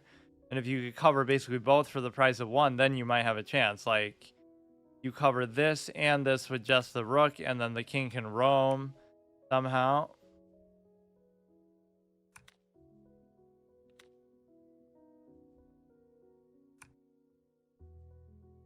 Go here, I would take. Go there, I could take, and then you just lose.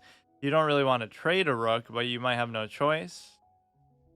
You could give a check there with the protection of the pawn. He's still gonna flag. Like, look at the clown, dude. raises it, I could just simply take. And then if he takes, then I could, I don't know. Yeah, I played the classical game like it's Blitz. I play the rapid game like it's Bullet or something because I don't know what happened even at the beginning. I somehow just gave up a piece for no reason. They're trying to do something fancy or just dumb. Or see, I could just take this because if he takes, then I take the thing. Right? He takes, but then I take. So at least that's up a pawn, but I mean, he still wins. So that was still a +1 play for sure.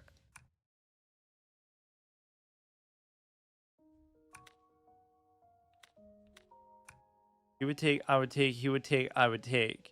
He might actually be tempted to do it somehow. You know, if you take, but you don't have to, obviously. Oh, fuck, you could do that too. But there could be an impending stalemate here. Stalemate is a mechanic that we sort of almost extincted, just like we never really see anything like it anymore. I never do it. People never do it. It's just like once you get past like 1,000 rating, or I guess on inflated Lichess still like past 12, 1,500, you're not really going to see it. Like how bad would you have to be, or it'd have to be like a really fast game. Kind of hard to believe though, even then. Like I'm not expecting, oh, you know, you're a grandmaster, so you should win every game or do everything perfectly. But a stalemate is a very basic mechanic that even a clown like me should have under control. Especially when you have any semblance of time to think about it. It is still possible. I mean, that's, I guess, the only reason why I'm still playing this. So he did use a little bit more time, but I don't know what happened.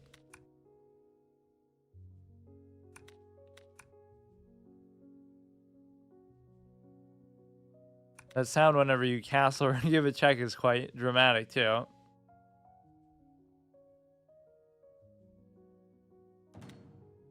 That's fine with me.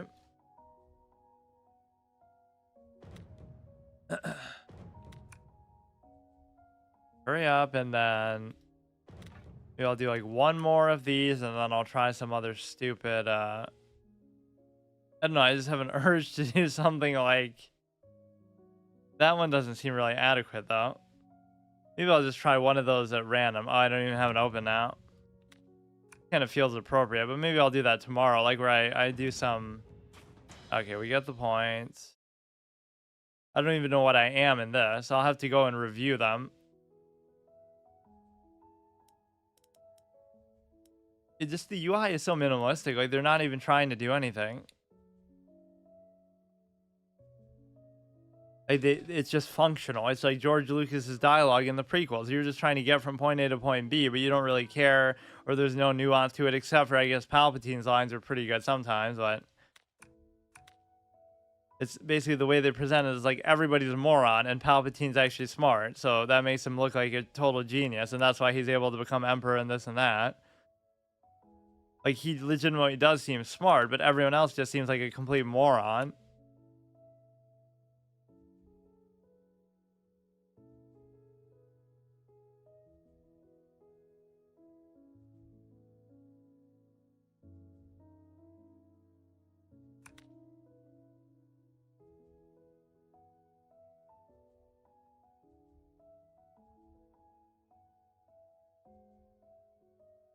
Go like this. Just don't make any obvious mistakes. Don't give up a piece in the early game like last time, even seemingly like willingly. I don't know why. But yeah, that was like an interesting realization, opposite interpretation moment that I said the other day. Like, I used to talk a lot less, but now I talk more. That doesn't mean that I should have more to say or it's better. It just means that, like, oh, I use like a lot of filler words or whatever because I don't know what exactly caused it even. Just somehow this time around I've been like that. But yeah, I would say something and get to the heart of the matter. So I would talk less, but I would say more. Now I talk more, but say less. That's an interesting societal thing too, right? So many people do that. Or like the endless qualifiers on something like the reason why you have to talk is because you have to almost justify something or sell something or, you know, build it up. Whereas you wouldn't need to do that normally because you,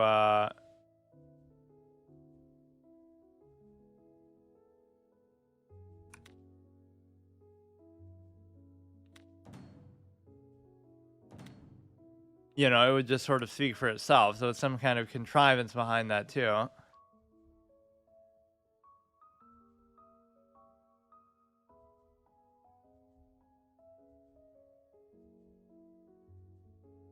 Yeah, this is still pretty good, and this is my preferred way still of playing something. I hope that more games like this come out, like one that integrates with chess.com, although that might be a lot more difficult. The chess is very open-ended. Not just is it, you know, it's free, the analysis is free, everything like that. It still has a pretty active player base, not as good as chess.com, but still this next best thing. You can also use custom piece sets and all kind of, you know, other things. And then you can also, you know, just do stuff like this. I guess the integration must have been a lot easier on here than it would have been any other way. So we'll make room for the bishop there. Oh shit, good move. Actually, open the king.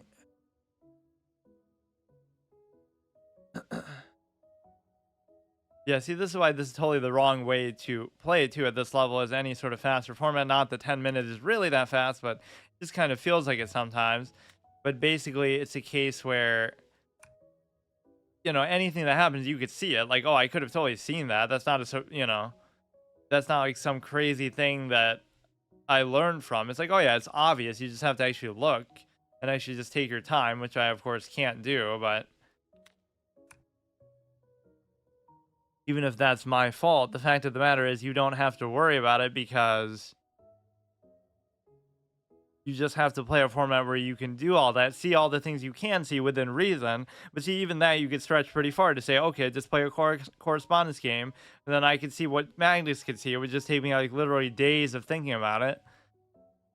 So it just trivializes the whole game. You just look through every, like the old lockbox analogy, or like picking a lock, right?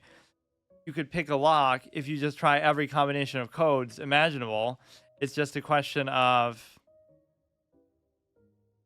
you want to sit there and actually take the time to do that. So you can unironically do that with chess. And even if in practice, that's kind of unfounded because I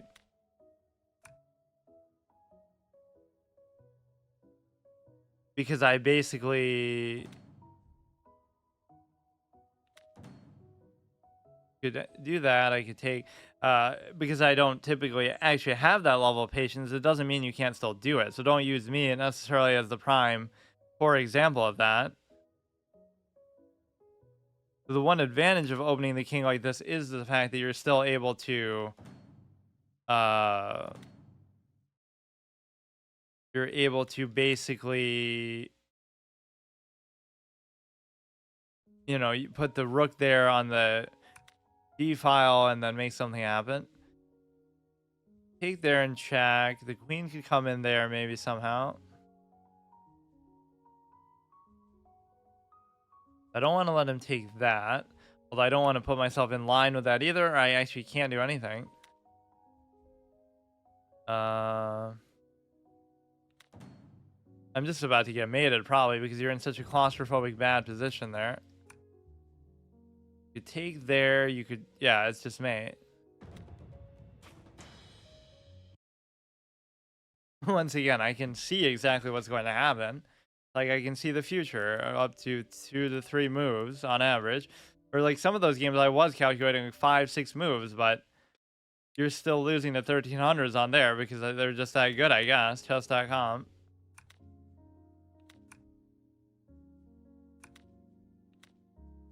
Yeah, like I play impatient so many of these times. And even though I prefer the longer format, it's like one extreme or the other. Like I have to play a 60-minute game and just actually think through every move methodically and this or that. Or I just want to not even play, or you would think I would like Bullet for that reason, but I really kind of hate it because it's just kind of a farce.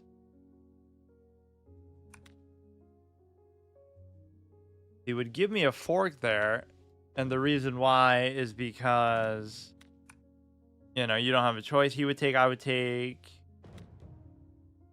Or he could do the same thing, I guess, but then what is the material position at? I don't even know what happened. He copied my brilliant move.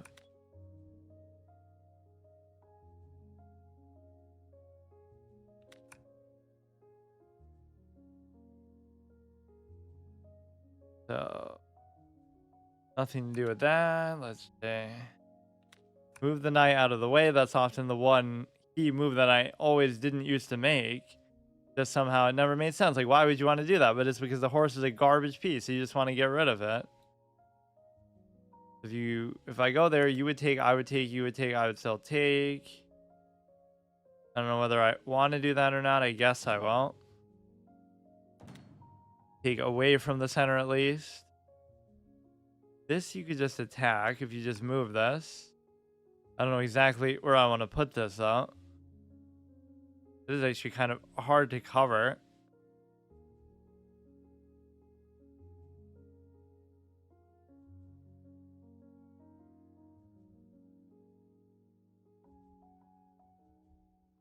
Yeah, chess has got to be the fakest, like most fragile ego game. Almost as bad as World of Warcraft, the way that people want to show off about things that are not impressive at all, or just like the old entry is consent mantra.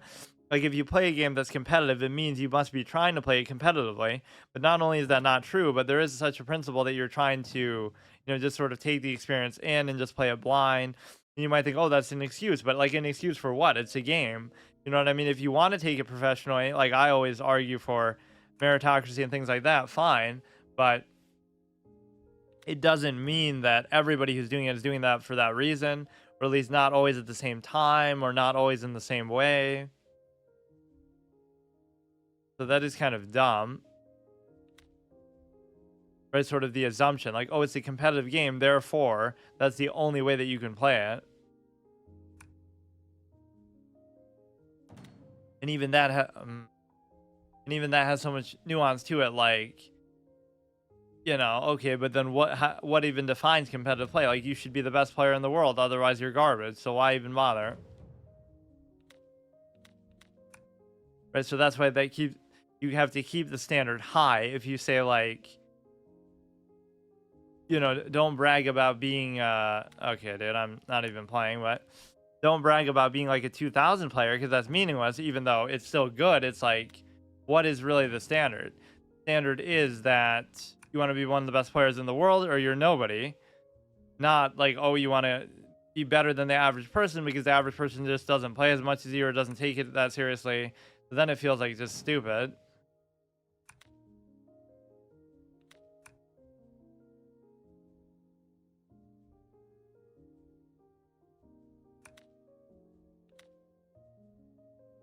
Nice. See, this should be a legal move because you get to fucking give him a check. So what is he gonna just ignore the check? Like, sure, you'll kill me, but then I'll kill you. Suicide variant, but although that one I said more like you should be able to destroy your own piece for your turn if you're able to. Maybe that could be somehow beneficial to you. Just like get a pawn out of the way to create some crazy mating sequence or something.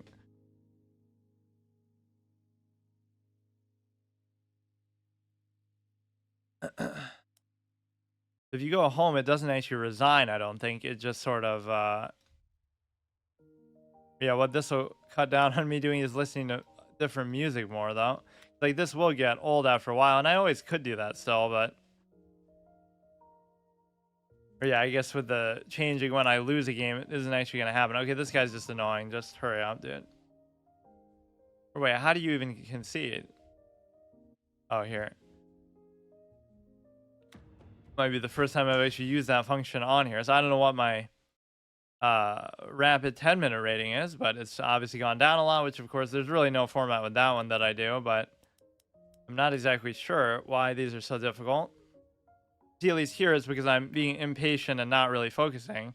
Whereas on chess.com, I could be playing some of my best games ever, objectively, and what happened? I could be playing some of my best games ever, but then I'm still getting destroyed, so that's what's weird about it. Recently updated, improving optimization, saving graphics settings on restart, fix other small bugs. Like, the game just came out, but you're already having so many issues like that. I guess that was like an abort, but it didn't even give good feedback as to whether it really was one or not.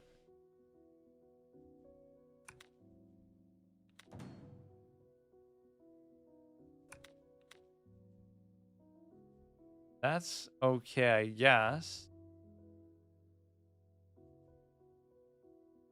Um, it could be like a fried liver situation here, I guess, but he's not even doing it. Go like that. I can't even take. I could block it like that. And so I'm moving like super fast today. I don't know why I'm so in a hurry. Like you kind of have to develop your composure a little bit when it comes to. Oh wow. Uh, when you don't play as often as much anymore.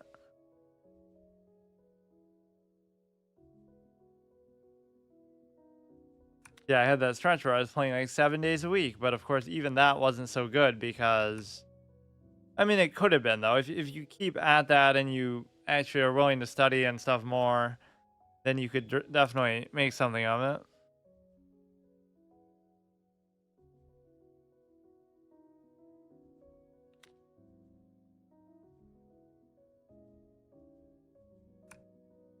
So you're attacking there, doesn't really matter.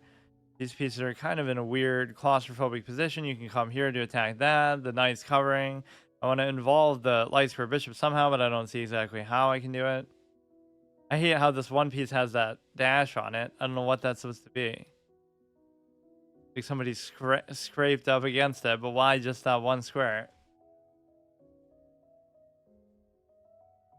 Yeah, I don't always play over the board, but when I do, it's still in a game. It's still virtual because I haven't played on an actual board, I don't think, in a super long time, like since maybe 10 years or something.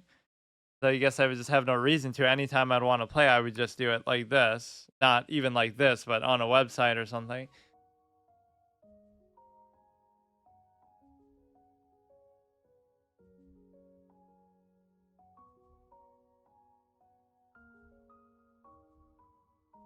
That's interesting. It's showing me a recommended channel that has like as few viewers as me on the side there. It normally never does that. Like one person has 787, one person has 2.5 thousand, and one person has 7 viewers. That means I would be in that kind of thing. They would show me as recommended with like 3 to 5 viewers or something just because. This is pinned down. This is also double attacked. I'm not saying that playing these 3D boards would make me play better either, but at least I do like it. It's at least it feels a little bit fresh. Even Chess Ultra I liked. I love some of the piece sets and visuals and stuff. The Rapa Nui one was cool. Easter Island, the Sodom and Gomorrah one was pretty sick. But that's got to be one of the coolest piece sets ever. But it didn't matter because you're kind of in a position where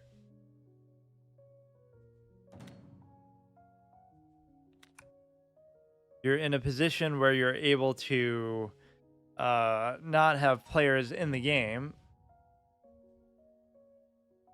Gives it check, which is interesting. Doesn't allow him to take anything here though. That almost shouldn't change anything. Now he's pinned down to the queen this way, but it doesn't matter because the queen would still be covered.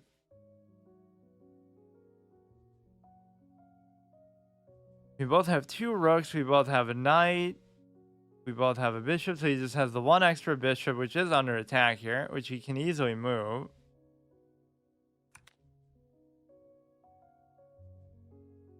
I mean, I'd still be inclined to do that. Difference of a piece could be negligible maybe, but it's probably not. Takes the knight. I have to double stack the pawn. Difference could just be this one dinky knight, which is not really that big of a deal. This is an octopus knight as well, but that's a mistake.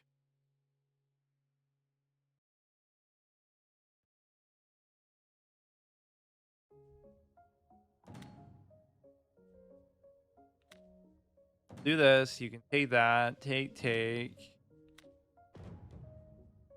Not actually as bad as it looks if I can just play around the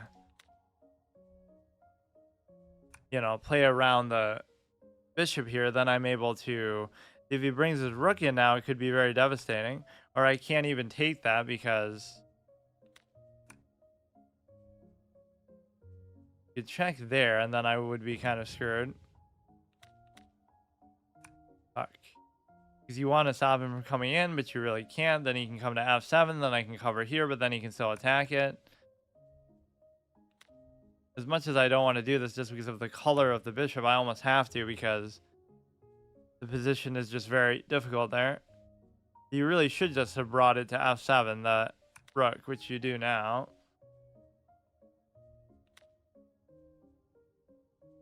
Give a meaningless check.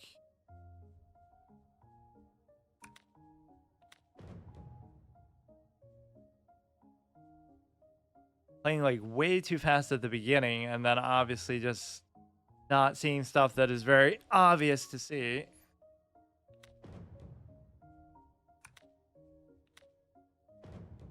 Would be very curious to see what my rating would even be here.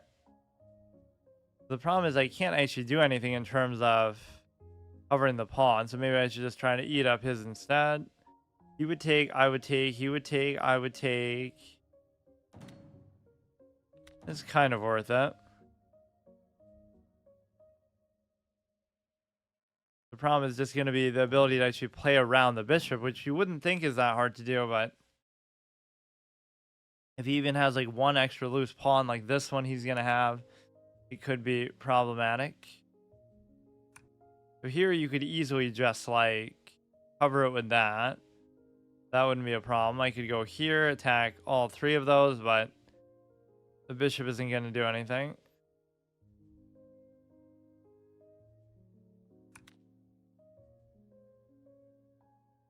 King actually legitimately couldn't move there either. So if he checks, I can still move. So if he takes, I'm not going to actually be able to promote these shortly, but I do have like 2 passed pawns here still.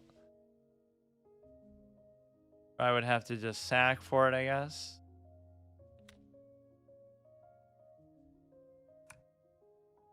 Does seem weird, or he would do it right into a mate, so I wouldn't even get the chance.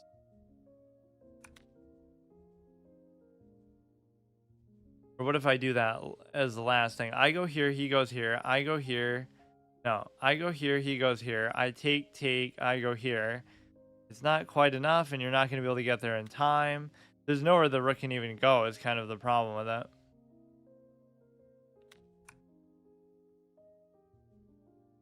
Right, so you are going to get mated just outright.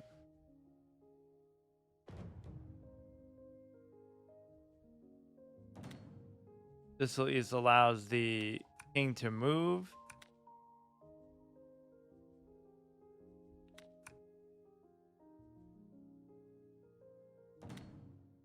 Okay, so it's still not mate though.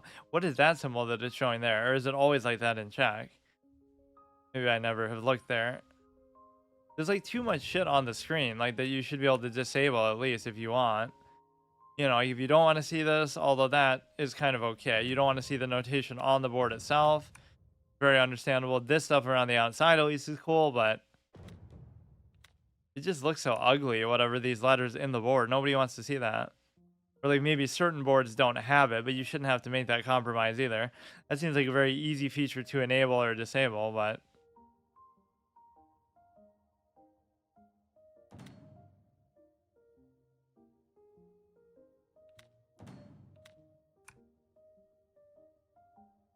I'll just try one of those stupid whatever that they say they're survival horror, but I don't even know what they are. I kind of want to win at least like maybe one rapid game though, if it's like possible to do, but I guess I should say more like I just want to play like a normal one where I don't just throw away a piece because I'm not paying attention. Like, let's play the beginning a little bit slowly, and if that's possible, then I should be in good shape.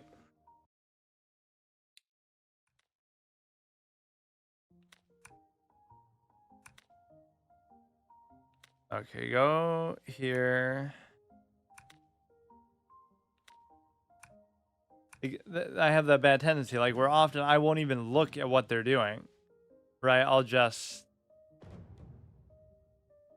make a move that I already have in my head that I want to do. That you couldn't do even if you wanted to, but he can't pin down, so I'm not really worried about that. He can harass both the knights with the pawns here, but he does neither one. This would be okay if you were to do it in such a way that you could double attack. Cover it with the bishop, you can cover it with the thing. That's okay, because if you really can't take, I would take.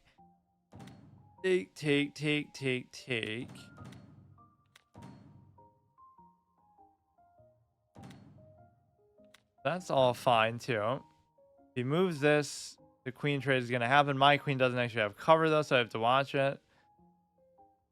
I could almost have pinned that down, and actually he wouldn't have been able to cover it. So if it just wasn't for the presence of the bishop, you do like an interesting move like b5. Then if he takes, I take. But if he doesn't, he moves away, and then I double attack. But then he could block it here, and then... But then I could just take it for free. What? But what happened? I don't know. And see, you don't... That's what I love. It bugs out and disconnects the game. So it means he aborted, or he resigned, or I... Whatever, DC'd. But it doesn't give you feedback. I don't know what happened. I'd have to look in this to see. That's so annoying. You wouldn't even know, based on the game, what happened. I guess I won that one.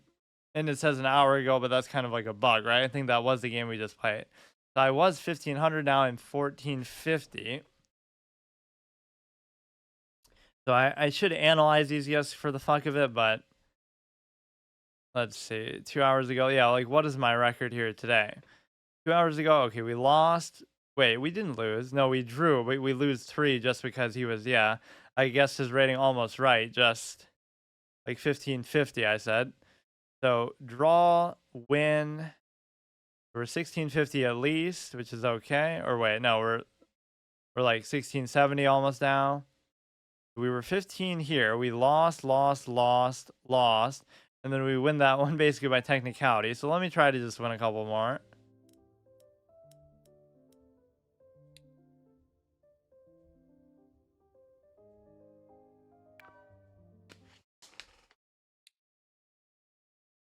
Or that's what I love. Somebody will blunder and they'll resign, but maybe I didn't even see their blunder because I'm such a clown myself, right?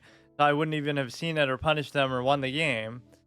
But or even better, they think they made a mistake, but they didn't, right? So it's like, oh, they have a crazy tactic, but they thought they blundered and they resign. But actually, it's a good position for them. They just don't realize it.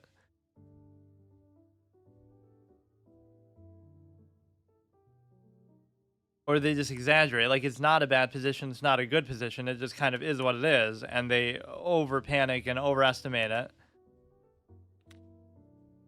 This you can always just move. It's not a big deal. Go ahead. Give a check. Free mobility with the king. With the rook, whatever. Now here it becomes a little bit awkward because you're in a position where... I don't really know how to develop some of this. Like, you want to bring this out, you could bring this back. I don't know where the pawns are going to go with the structure. You want the A4 connected down to here, like that anchor, but...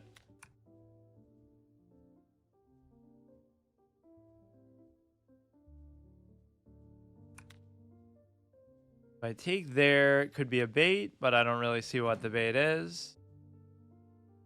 Just that he theoretically would trap it, but even if he tried to trap it, I mean, it is possible for somebody to make a mistake like that, especially at a low rating, especially when they, yeah, see, they put their birthday in there, like Asher, whatever his thing was, but that means this person is like 14 years old, which is hard to imagine. When I hear 2009, I don't think of it like that, but, yeah, like Asher was like 8 years old, so he was like Asher 2015 or something.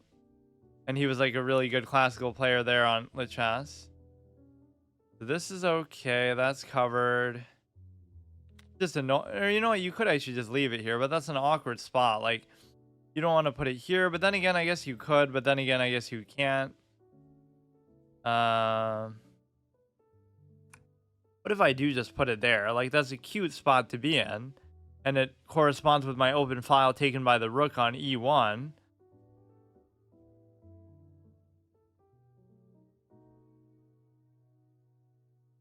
So just the other pawn consideration could be you want to go to like c4, or you want to go to like, because like the anchor now is no, I don't know, because you can't move the a pawn like to a4, which even if people don't think that's a good move, it's just like, now here you'd be forced to take because you know you got to watch out for the knight.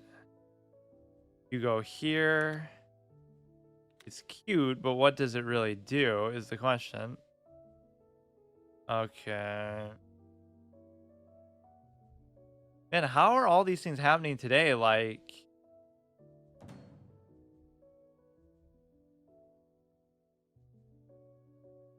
you know, I'm not doing anything outrageous one way or the other. I guess I am just not even paying attention, but they're getting like all these weird positions that aren't even like a real thing.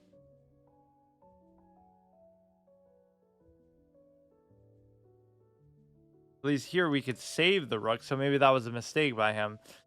So we both have 2 rooks, we both have 2 knights. He has a bishop and I don't, so that's how these games have typically been going as far as a piece off.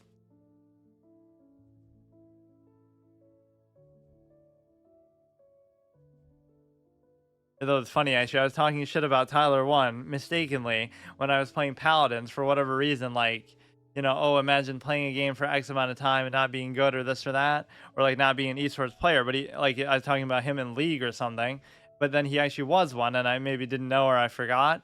But then now he comes for chess and is like, okay, fuck it, I'll become a known player in this as well. Which, of course, he's still garbage, just like me. But I mean, supposedly he progressed at a decent rate at least.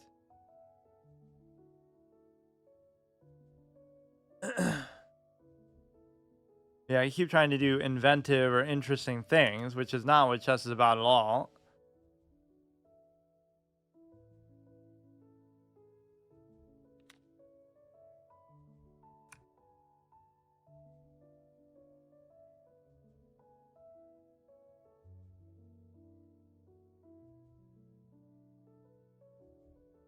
I would like to stay at least around 1500, but obviously the way that I'm playing is odd. And it really is annoying when you only play once a week because you want some sort of closure on the experience. Like, okay, I at least want to win one game or go on a good streak, but I won't even have time to do that.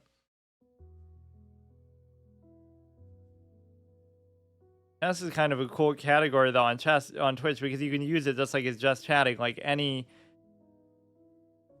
chess game is just chess. Like you shouldn't have to specify it. With other games, it's so annoying because you have to keep changing every 5 seconds, even if you're doing like a short session or you're just kind of like checking something out. You're not really playing it like for a long period of time, but move the lights here, bishop.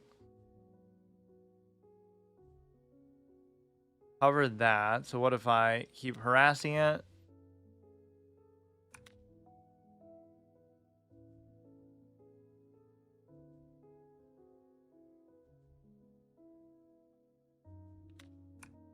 Keep harassing it even more. If you go to here, then I don't know what I'm going to do.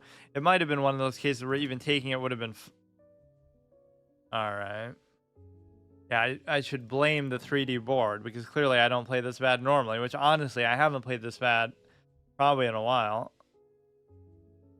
Even when I was... See, you can't go by the result. Even when I was losing there on chess.com and going on that bad streak, I still think I was playing at a much higher level than I normally even do. Not even like now. This is not saying much, but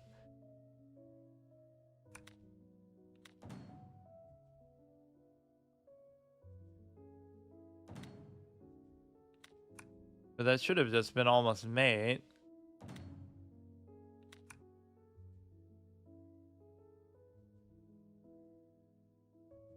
I always will go on a streak like this that I easily could avoid doing, right? Like, oh, I should just stop, but then it just wastes so much time. But I mean, let's go till I maybe win one, which will take all night, I guess.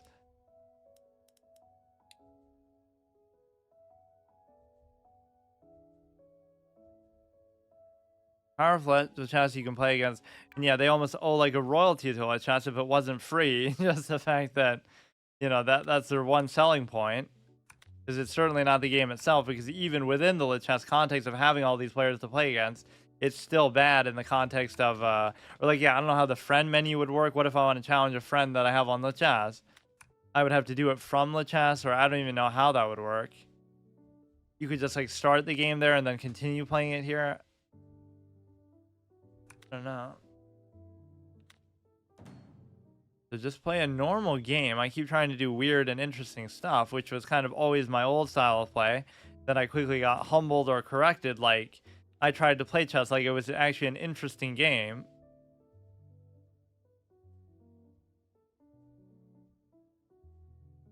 That's why the innately solvable nature comes out even in the most basic way, where people are saying, like, from the very beginning, right? Like, especially openings, obviously, are the easiest of all things, at least if you're going to remember or study your end games or something. Just like there's a right and wrong answer to everything. So I love that sort of dynamic.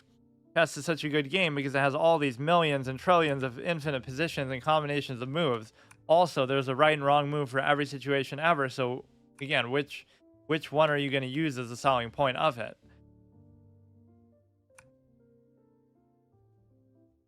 Doesn't mean it's bad either, but it means that there is a sense of, considering how people are so jaded to stuff that gets metagame like crazy, like chess is a solvable game. It will be solved. I'm surprised in some ways it hasn't been already because of how advanced, obviously, our analytics and everything are these days. That wouldn't be a knock against the gamer. It doesn't mean the game is bad, but it does mean, like, you know, people somehow become jaded to it, or they just treat it somehow differently, which I wouldn't think to do that. Like, for example, checkers was considered simple, but it wasn't solved till 2008. So that's how long it still took. It was not easy to solve at all. So that has nothing to do with the player experience. And if you try to play that at the highest level in the world, you know, if it's so simple, then why aren't you the best checkers player ever? Like that one guy whose name I forget, but it's just not entirely a fair way to look at it. Nothing crazy has happened in this game.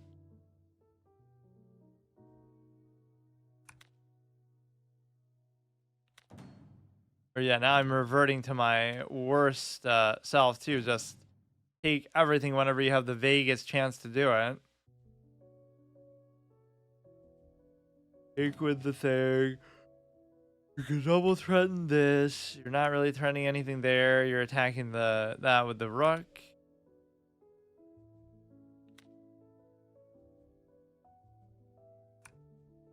Yeah, my attacking ideas are always so laughably simple in the sense that, you know, like, oh, you know, it's anybody with half a brain can see it. It's never going to be something super nuanced or layered or whatever. Or even when that does happen, it kind of comes together on its own. Like, I don't see it all the way, but then whatever some sequence happens, it's like, wow, 5 moves ago, I could have seen that crazy thing if I had thought about it. So here you basically have to take, he can take back, and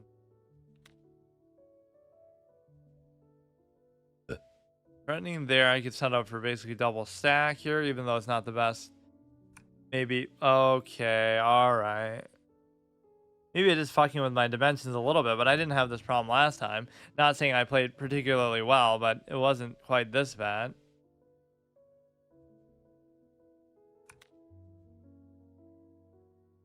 Still not even that big of a deal. If you just use the knight very well, if you get an octopus knight, it could actually be better than a rook. Something like this. Take.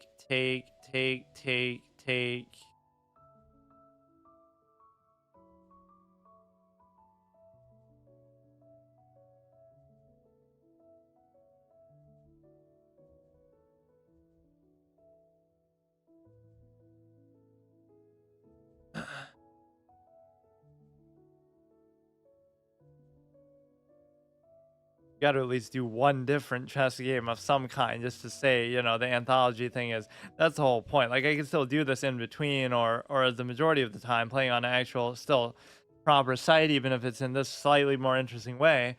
The one thing I do miss is being able to use the custom pieces, though. Whereas that wouldn't be 3D, but that's still fine too.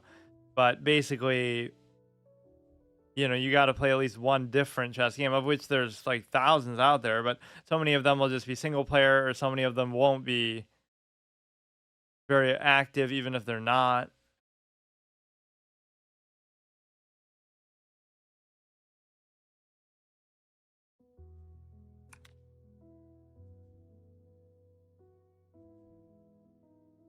A2, so that's fine, I guess.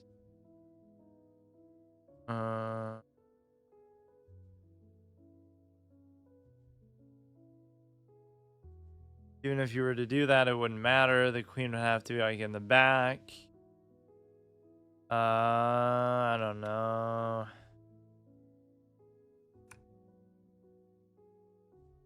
So hard to find anything good for the knight to even do.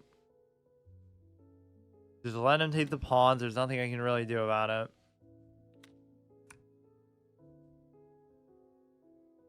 Push a pawn. I'd struggle kind of to stay in line with that.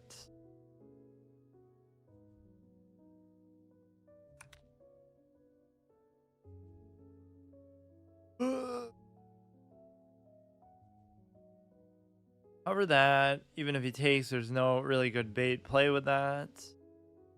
Targeting there. There could be something good that comes of this in terms of, like, now, if he was to take, I would take, and then it would be worth it. It would actually be mate. Because now at least you're attacking from a different angle. So you're letting him take that. The problem is this won't be covered either, so it's just a fucking wild goose chase to try to make something happen here. You would theoretically go here, and then you would double take, and it would be fine.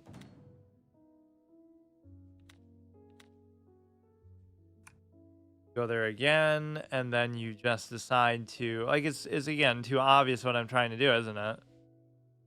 Use the horse as bait, but he won't even still take it.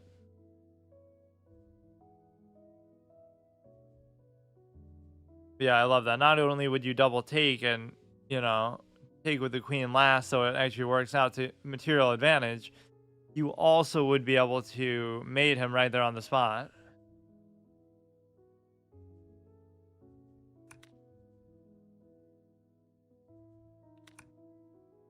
That he's covering there, so if he takes, I'm doing good. If not, take.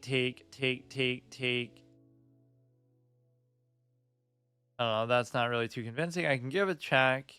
I'm not really down by all that much here, so I shouldn't be so dejected. And I'm always up on time, but that's usually a bad sign. I'd much rather lose on time than go through all this kind of stuff, because it ends up wasting more time overall in terms of just how much I'll play or how much rating I'll lose and how long it'll take to get it back, because obviously I'm just kind of throwing half the time.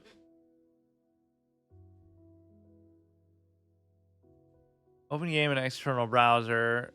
I'm not even saying they shouldn't have that feature there, but it shouldn't be lacking so much. How hard would it be? Again, they have this amazing feature of moving the pieces on the site and actually causing that to interact with people and causing that to, you know, gain and lose rating. That's all very impressive. So it's clearly integrated with the site well, but you just can't give me the visual feedback on like the ratings and stuff. That should be the easy part. This is the hard part, to get it to actually work like that.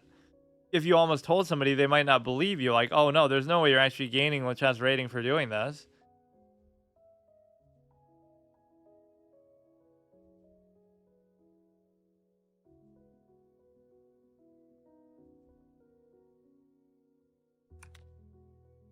You like his time here that he's sweating a little bit.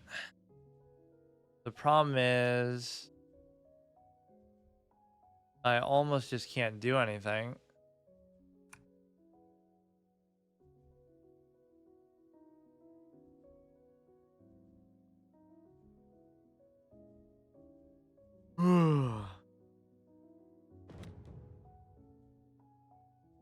I don't know what the fuck I'm doing, man.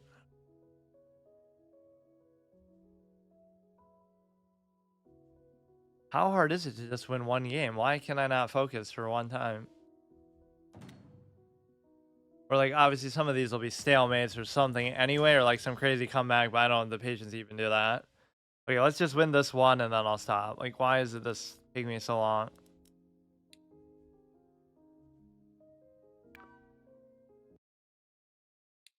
Clearly, if I could analyze these games, I'd be playing much better and I could help. And they keep getting that 1 second bonus of whatever. I must be doing something crazy here somewhere along the line that like I don't normally do just to mix it up and actually make it more interesting. But okay, that's actually good because now you don't have a choice but to give it up. I don't know why he even did that.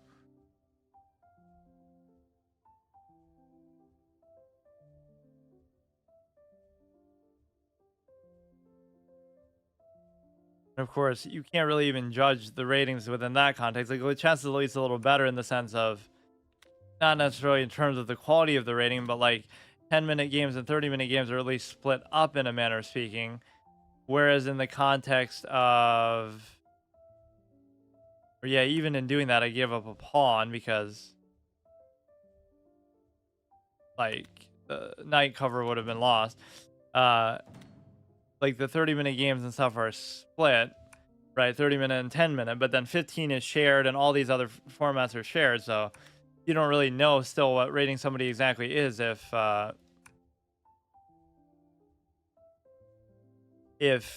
you're you're playing in 10-minute, they're playing in 15 minutes, so who knows what you would be if you played in 15 or they played in 10.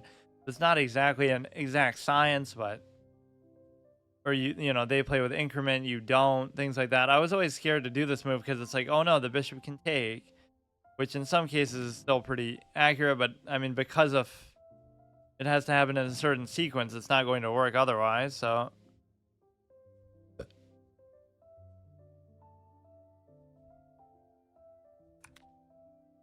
for example, right now you could do it, and the problem is, I guess it's fine though. You can just do this to cover it.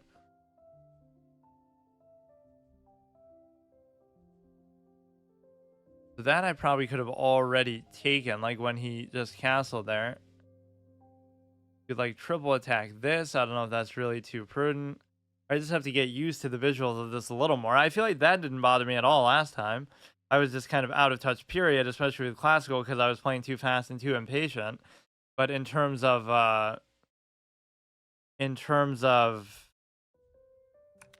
like not being able to see stuff and all that, I don't think that was the problem.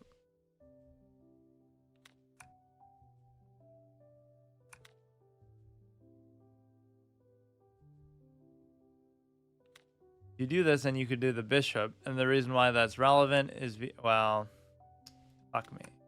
Theoretically, you would have been able to do that because if you attacked the bishop with a pawn, then I could bring my bishop to h3. Then he could probably not do a whole lot, or I guess he could just bring the knight in front because no, but then I could still take it with the pawn.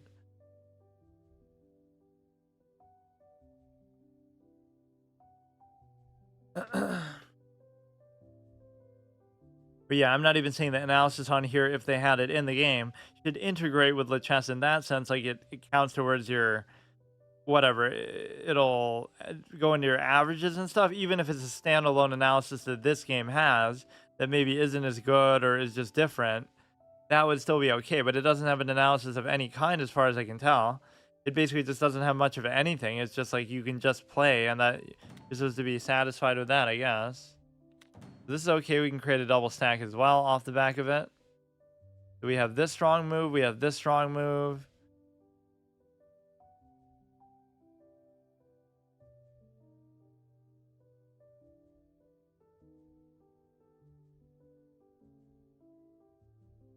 Of course, I could intimidate them and psych them out with my speed.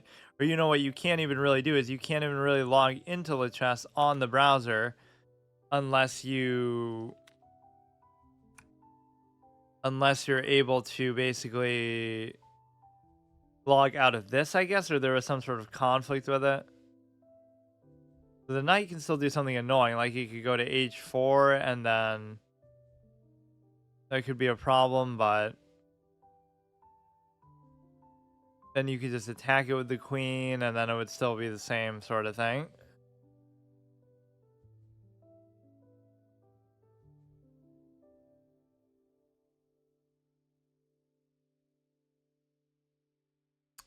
I could create the double stack. He could take the pawn then if I did that, because I'll go to g5 to attack on h4, assuming he does that.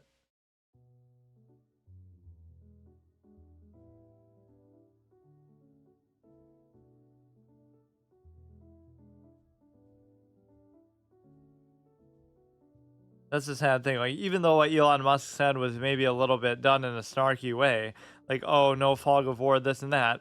Technically, that's people got so mad about it, but it's like all of that is accurate. All of that would indeed make chess more complicated than it is. Or, you know, every real time game or every game that has those mechanics is objectively more complicated. Like, what the real argument should just be, it doesn't need to be that complicated to be good. It's a good game. It's still complicated enough for human purposes. All that kind of stuff is true. But just because, human beings aren't that clever as machines or whatever, doesn't mean that you can't hold games necessarily to a higher standard to say that. Okay. You know, that any game that takes place in real time is more complicated or this or that. Like, there's a lot of fallacies to go with it that just act like chess is such a perfect game, or that's the reason why it's so popular and all. It's like just a lot of insecurity with chess, basically. That's pinned down. This would be good because even if you do double stack, you can't move it. So I could keep beating this a little bit. Right, and the king has nowhere to go, so you won't ever really be able to move it. So the double stack should still be imminent.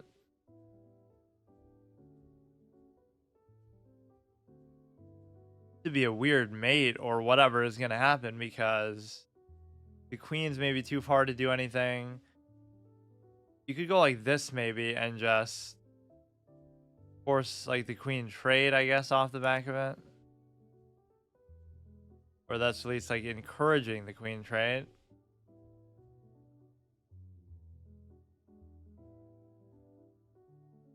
Um,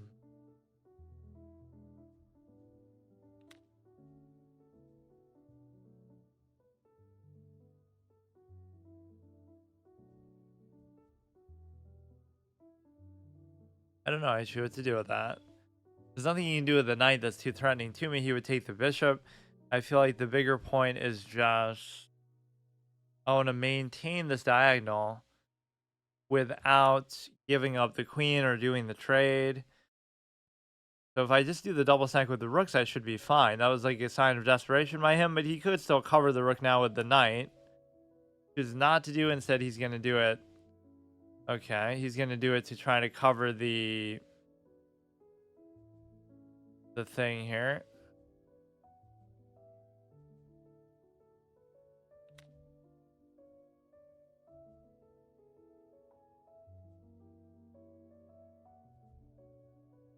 Keep doing this. We can get a draw. Go here. Now he prevents the thing from getting on the back rank. For now he could even block it with the thing.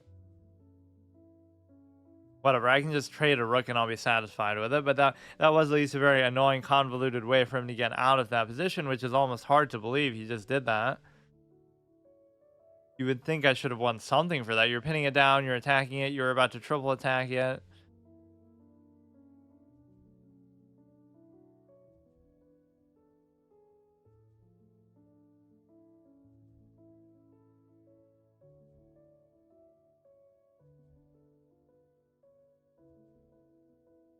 Time-wise, we're good. Position-wise, we're fine. Material-wise, we're fine.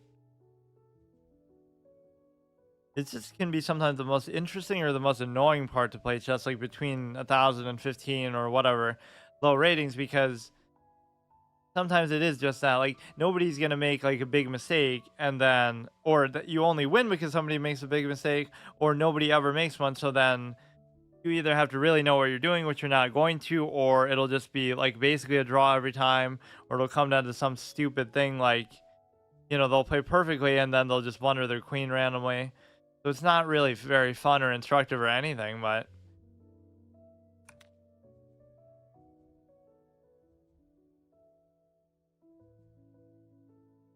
what did I want to do if he did that?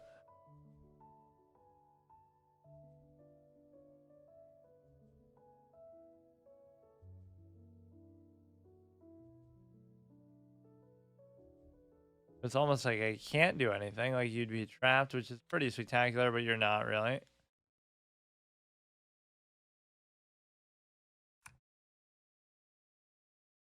You could take the pawn.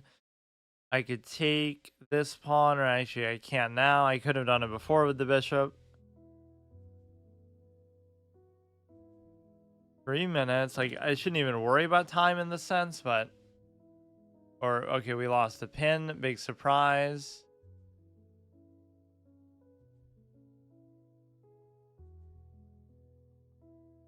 That's got to be one of the coolest reversals of a game. It looked like I was in, or maybe I just overestimated how good that position was, but that's one of the most insane things I've ever seen, because it seemed like he was losing so hard, and then I guess I could have just took the pawn and that would have covered the... No, it wouldn't have.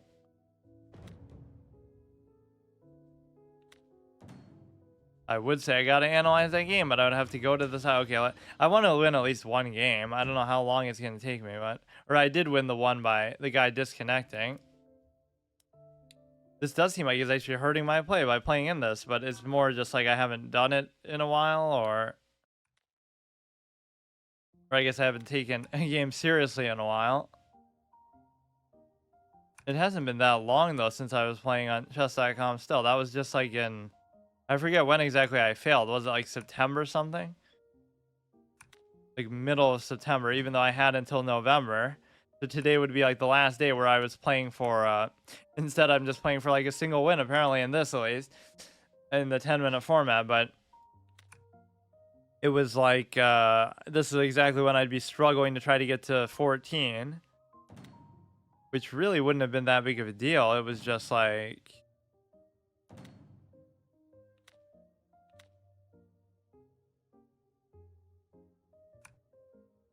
You know, somehow I was like 13, 15. Oh, wow. What? Yeah, I guess I'm just not... Something is wrong. I'm not going to blame the game necessarily, but...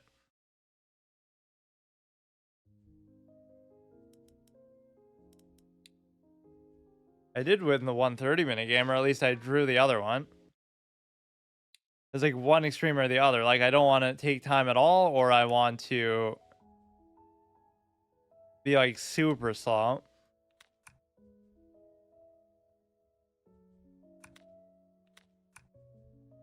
You might think, oh, that just means you are slow, but that's not necessarily true, because it obviously should reflect in your play. Like, anybody can be better if they just take longer to do it. So that's why it's so deceptive. There's two aspects that are very, disingenuous about chess, is that number one is the theory and the studying that so many people do, and number two is how much time you actually take per move or just in the game in general.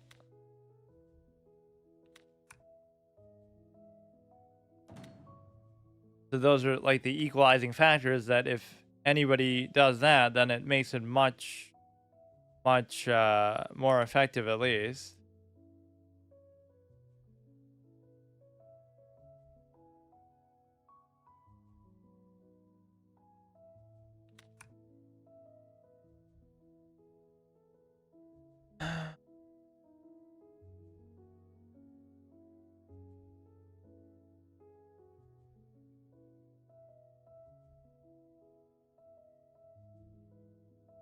Or yeah, like the whole absolute is named for function thing is so applicable in chess. Like, there's so many things that are just named random stuff that doesn't inform you about anything at all. Like, it doesn't help you, it doesn't tell you what it does. It's just kind of random. If you were to take here, that should almost be a mating pattern, but I mean, you would surely never fall for such a thing. But you almost do have to do the trade, or I mean, let me do it. You can't really move it.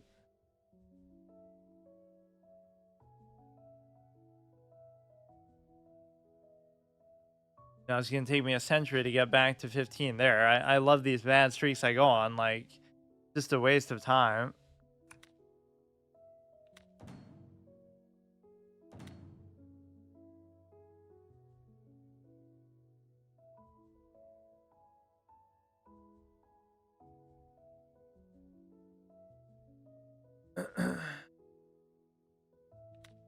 Go here. Nothing really crazy is going on with this position so far. Go here. He would take. I could take with the knight. He could take with the thing. He would take. I would take. He would take. I would still take.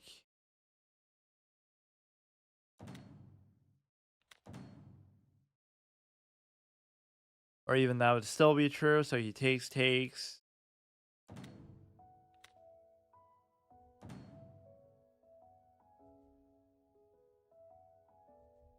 Yeah, that was like the angle I was playing with the last time, so you could actually see the low res fireplace over there.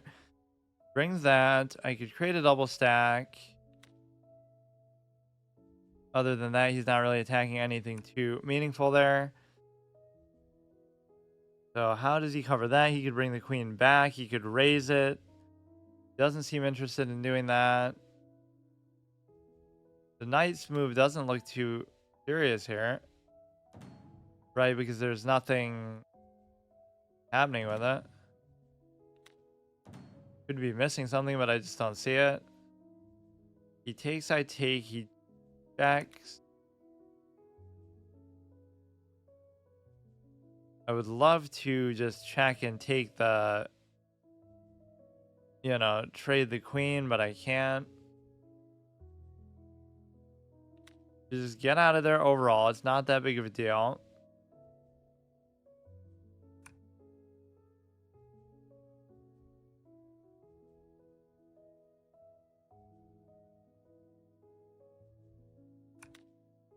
Maybe some of these people are bots somehow, but it doesn't even make sense that they would have been able to do that. Like, small indie company is making an infinite number of bots just to be able to,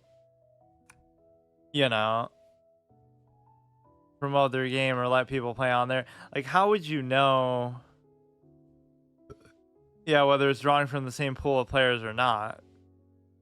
You would think it would have to, though, because then you would just run out of people to play against. Like, even if it was people just playing in this game itself, which I highly doubt that's the case, because it would be dead just like every other game in existence. Every other chess game is like that, but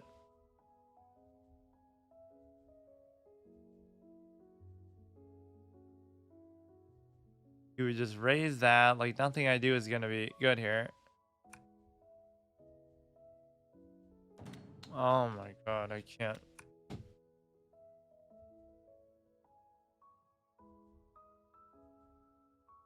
Something is visually wrong with me today, I guess. I'm not really looking like.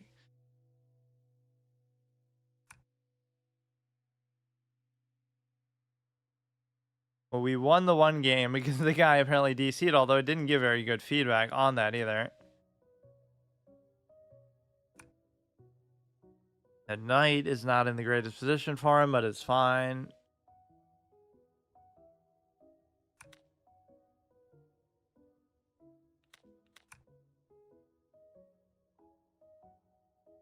You can just even see it in my movements, the impatience. I don't know why I'm so impatient today. I could go here, I could take that, he could still take it.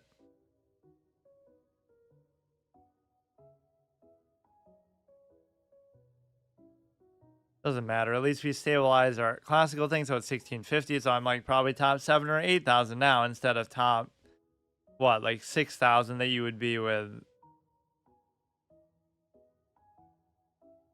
this. You could just take there. He's not really taking a lot of initiative despite being up. And the thing is that it's just enough time where it sometimes comes down to that, like, where it comes down to that he'll get a little bit low, but it won't be enough to necessarily win or encourage a draw or anything because it's just like not quite enough.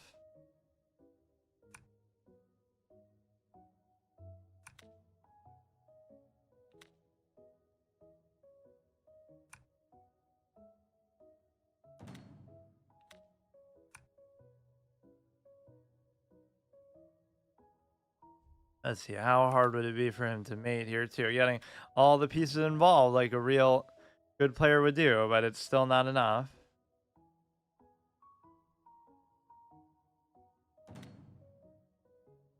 Yeah, this is incredible.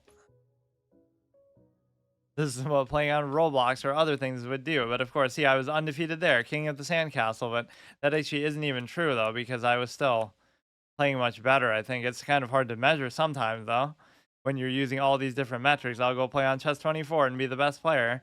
Or I already am, because you can't even play on Chess24 anymore, I don't think. I think Chess.com bought it out and just disabled the play feature because that was clearly their big competition there. They were quaking in their boots about how big that might become. Although you might make fun of it, but who knows? Like, maybe one day it would have become a bigger deal. Or everybody just played on it because Magnus was somehow involved with it, so they think. Or I actually did like the piece set for it, all things considered. Could be no stalemate. Okay, I don't really want to end up at like 1200 rating. I guess this makes it easy to lose track of it too. Right? On one hand, it makes you not focus on the rating as much, so maybe you won't get psyched out if you're up against somebody higher, but also you can just tank it even harder than I normally do because I don't know exactly how much I'm losing. It definitely does give them an advantage at the beginning, like for a second or two, because they always make their first move before I even see the board. Right? It almost makes it seem like they're pre-moving it or something. Go here. What you never see is like that knight move there, a5, because if you go there, he could still take it, but you could always go back. So nobody's like 100% sure what they want to do with that. It's still ultimately what you want to do, but they don't do it right away, I guess. I feel like he still can't do it now. You'd have to raise this first before that becomes a factor. We got that cheeky little fork play the one time. Okay, we allowed the pin, which is very bad. And so that's almost something you can't do anything about, and I always hate that position. Just because I don't like doing that, and if you don't do it, there's absolutely nothing you can ever cover the knight with. So it's very interesting how common that can happen, but it does bother me. Like, he'll never take it, but he'll just let that sit there then until the end of time. Or ordinarily, I would like to do that, but I can't.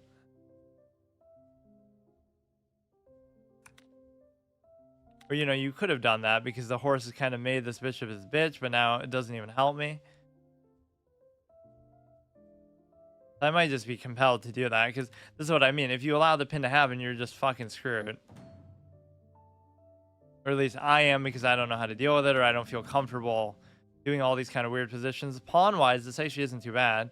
You should be able to win this, though, at least.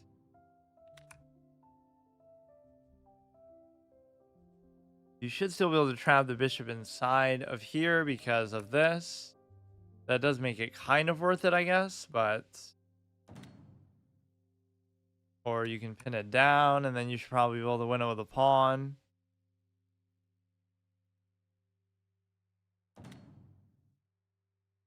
Or maybe not.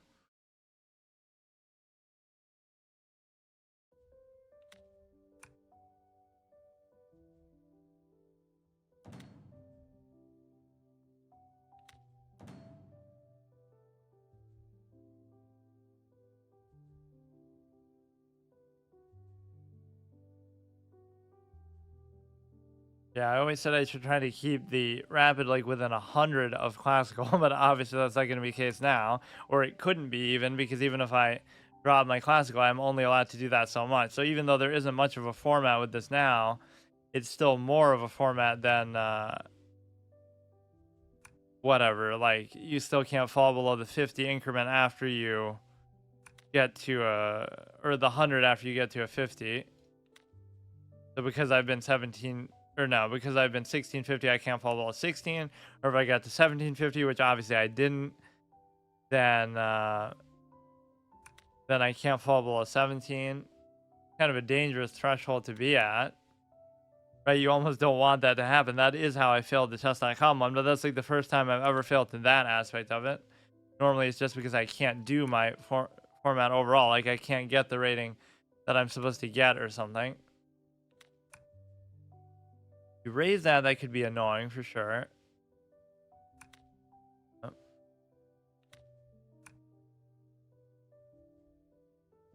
This is cute, but how am I actually going to still promote it? It seems basically impossible.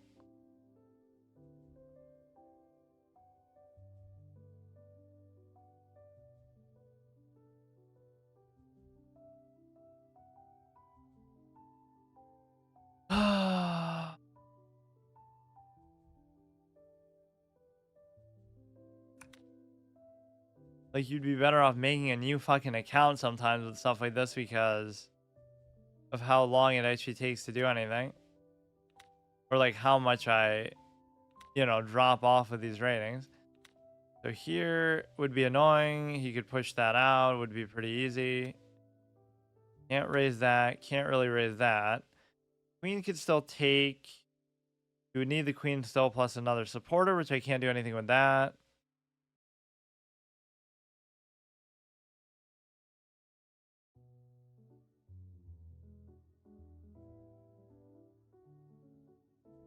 Okay, this knight is going to be a problem, and I can't really figure out how to deal with it. You could move it to a point where you wouldn't be in check, then I guess.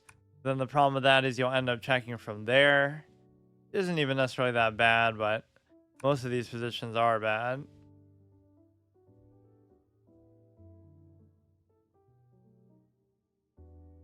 This is kind of nice, but you're never going to be able to do it is the problem.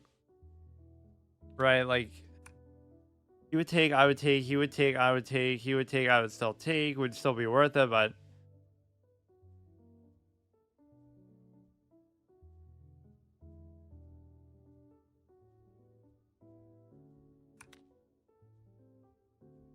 This would be...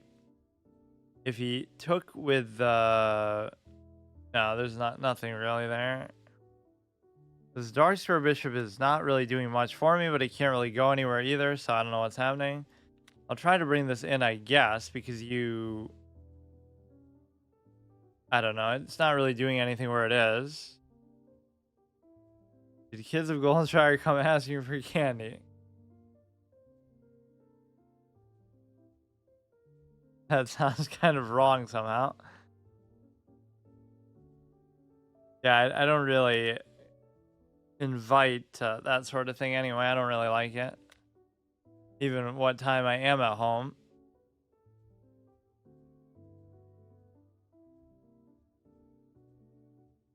What is this fucking pawn position?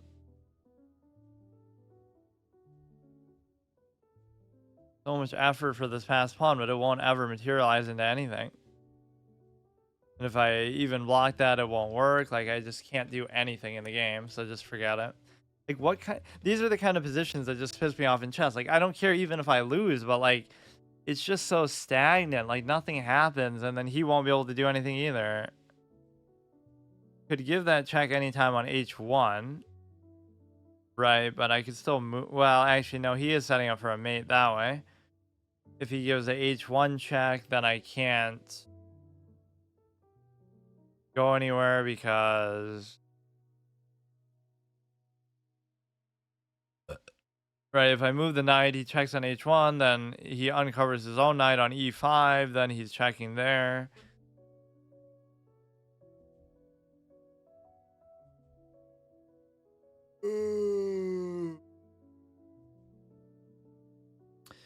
So ridiculous, man. What does that do for you? Probably nothing. You check from there, I can just move. You check there, royal fork, just do that. Now the bishop is even more useless than it already was, which is surprising. You could check like with the rook. Right, but surprising he went for the double stack instead. Nothing I can really do to cover beyond this point. So he would take, I would take, he would take, I would take, he would take, I would take. So we kind of have just guaranteed lost that pawn. And so... I don't know, I've just tried to take some other open file or just do something. But it's not even like a totally losing position. What am I missing? He's got 2 rooks, 2 knights. So I just have something other than a rook, basically. If I could just get the queen to move somehow, that would be good, but...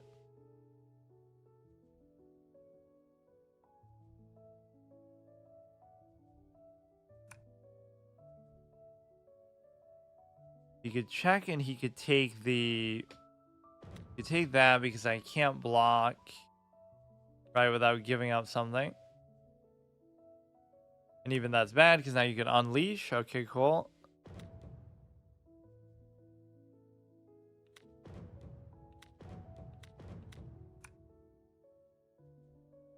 Or at least that's still better than the alternative. He would take, I would take, he would take the bishop as well, though, now. Yeah, that bishop was just put in a disgustingly bad spot.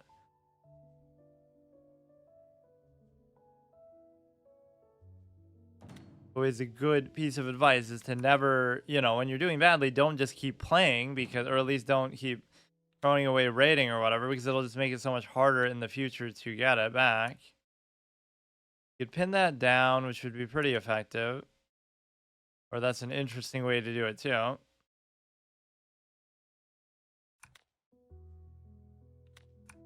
You wouldn't want him to do that at any cost, but I guess it's fine.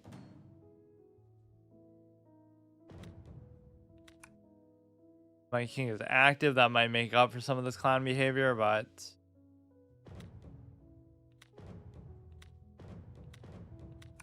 yeah, that's fine. Or you almost just are hoping for a stalemate, but I almost don't even care. I just kind of want a win here. So I must be below 14 easily now. So it is possible to win a game here. I'm just kind of making it dramatic. Like, okay, I'm just going to actually take my time a little bit here. Although it doesn't feel like I'm doing anything that unusual. It'll just be like one move where I'm not really looking. That's good. Modern 1976. I always wonder whether these are these people's birthdays. So this is somebody who's even older than me.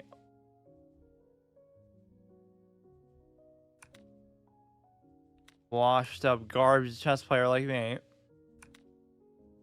So I allowed the pin in 2 games in a row. So that's interesting. Or was that even the last game? I don't even know. But he didn't really take advantage of it too much. Like, just give me an easy mate like that. Like, fuck it, dude. Like, this is good because you're attacking the queen and you're threatening that. So if you were able to take that, I'd do that. If you... It wouldn't be mate, though, actually. You would still be able to move. That would almost be a bad thing. Like, if you were to give up that, then you wouldn't take the knight, and you would still escape, and I wouldn't be able to mate. There might be something better you can get out of it still, but... Yeah, I almost wouldn't want to do that. I would just want to take back, maybe.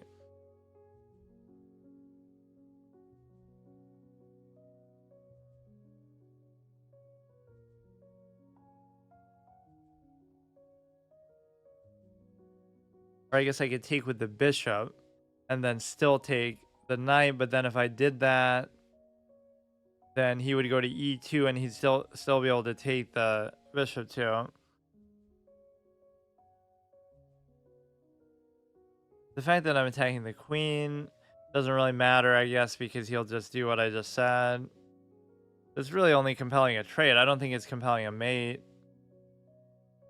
I don't see how you can really take advantage of the light square there.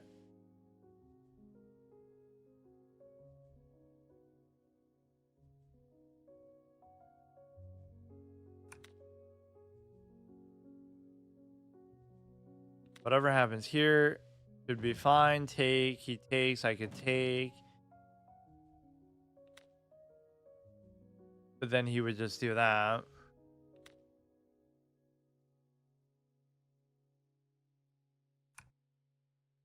Alright, so everything else is still fine. We gotta watch the light square diagonal. He can bring the rook to the G file, which would punish my castle maybe a little bit.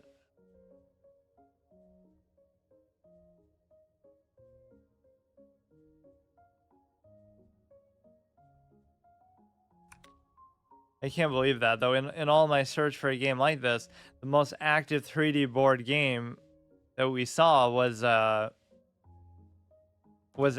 unironically like Roblox chess. That always had at least a decent number of people. There was like a ranked mode to it. It's just like the most popular chess server in Roblox, but I can't believe that that's actually what it came down to. You would be better off doing that than Chess Ultra or any of these other games because there's just no player base, and that's the most important thing, arguably.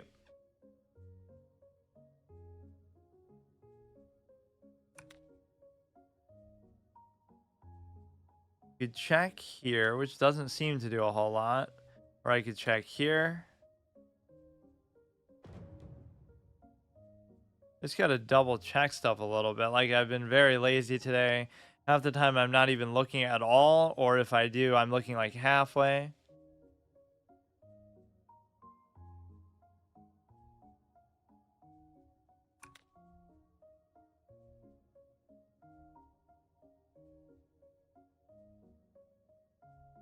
So that I'm generally okay with, although this would be beautiful.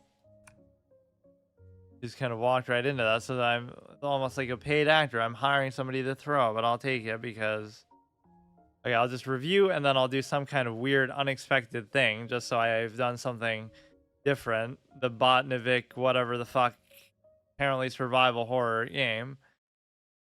Obviously, one of them is listed as that just as a joke, like the 5D chess thing, but you would think this couldn't be with chess, chat, because first of all, they don't have anything integrated besides the game itself, or like, I don't know. Somebody would have said something by now in one of these games if that was the case. So it should be fine, yeah, but there's almost too much clutter on the UI a little bit. Okay, that one at least counts. I shouldn't have pushed my luck that far, but it won't even show me like a record of games. It won't show me anything. All right, so let's just do a little review session, even though I don't really even look at them. Or maybe if there's something notable, I will, but we're like at 14-6. And that's actually not that bad. I thought I fell below. That was a ridiculously bad streak, though, that I went on. Or like I just played too many in general. So let me look at... Fuck, I won't even be able to see all these. Because it goes into like your whole or yeah, let me see what the overall streak was. Where does it say when was this? 1 week ago, 3 hours ago. So classical I did okay, all right. Draw and then win. I can live with that. But then rapid I won and then let me see, where is that? For rapid I lost 1, 2, 3. 4 losses. So 1 and 4, 1 and 5, 1 and 6, 1 and 7, 1 and 8, 1 and 9, 1 and 10, 2 and 10. I guess it doesn't seem as bad that way. Should hand stuff out the children, they yearn for doth rot. Yeah, I never even liked the concept of it too, because you're never gonna eat all of it. Like you get all this fucking candy. First of all, you could just buy that for like, $10 a whole whatever thing for yourself. Like I like the whole the social element or whatever. It's fun, but like, candy is not exactly that rare of a commodity. You have that much shit laying around in your house anyway, probably. So like, who cares? That would be like the lazy parent's answer. Okay, I'll just buy you a bag of candy for like $10 and you'll never be able to finish it. Or if you do, it'll be very unhealthy anyway, but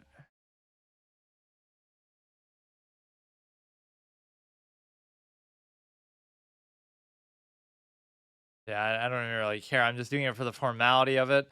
We lost like a legitimate 100 rating there. Or I don't know if I was exactly 15, but I might have lost some before. Wait, why? How is this? Maybe I opened the same one twice. How is this one already reviewed? Or maybe the other guy did it, so then it shares it like, like the site just has it collectively so it doesn't have to do it again. You would think chess.com's analysis is a little better in terms of, since you are paying for it, but even if it was the best one in the world, obviously the fact that this is free is very impressive. Yeah, I don't really get it. How can these be reviewed already? Doesn't really make sense. They were as stunned as I am, so they had to review it themselves. Just like, what the fuck is this clown doing?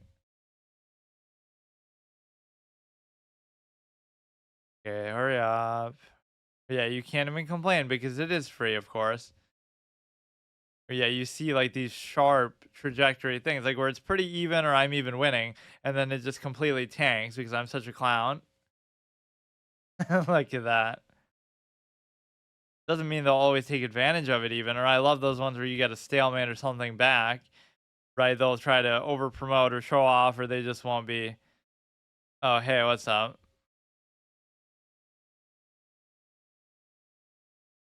Let's see. Man, I played way too many of those. It's hard to imagine I even fit that many games in. I guess I must have been losing them within a couple of minutes because how can you play 10 games, which could each last 20 minutes within like only a couple hours?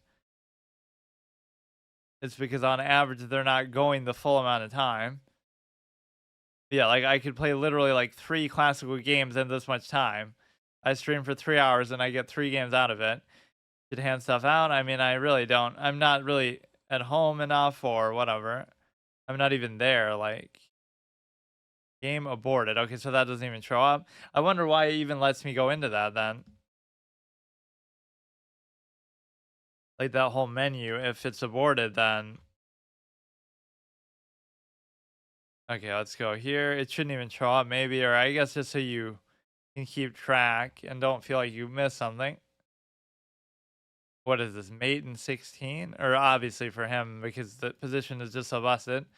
Played 3.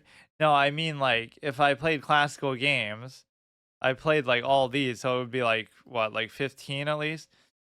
But no, if I played a classical game, which is 30 minutes each player, and they took the whole hour, I would have only been able to play 3. That's how ridiculously slow that can be. Not that it always goes that long, but that's like how unsatisfying, but I still love classical games.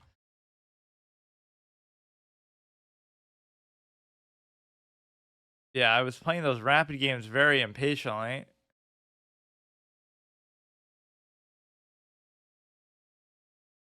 Yeah, let's actually see what my ranking is in terms of the if I'm like 1650, I'm like literally top 10,000 on the site still, or like top 8,000 even, or if it'll even put me in there because I haven't played enough of them.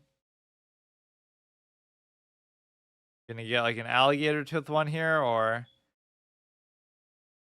I'm always winning or I'm always drawing, and then I just kind of throw something. Which is why I almost don't even care about some of those games because it's like, sure, if I just don't blunder the piece that I could have obviously seen if I was just paying attention, but then it ends up happening so much that it just wastes so much of my time. That's good. That's good. Do this one. That was a draw. And yeah, see, even this one, he gave me his rook at one point, but then I ended up not really taking advantage of it. Yeah, let me look at my ratings again. Yeah, see, it's not even ranking me in there. And of course, 69 strategically. So I'd want to get back to 17, which would probably be a nightmare to do. Don't you love how, like, this is a total psychological thing. I get to 17. Okay, then I don't play for a while because I don't want to mess it up. And then as soon as I come back to play, I never win another game, right? The goal was to get to 17 by July 1st, right? Then I could open my chess.com account again. And we all know how that went. But the point is that I never won another game after that, right? Without losing a lot in a row. So it's like, it doesn't mean that I couldn't have won that first game. It's just something psychological happens when you reach a goal, or at least to me, that you end up playing. Yeah, yeah. Look. You peak at 1702, and of course I hadn't played, and then you just tank it for 50 rating. Did I trick or treat when I was younger? At least a couple times, yeah. 1669. The curse of 69 again, but at least here it's a good thing. 1559. Better than 58%. Obviously, it's much more competitive here. This is weird how it's not showing me in the actual proper ranking, though.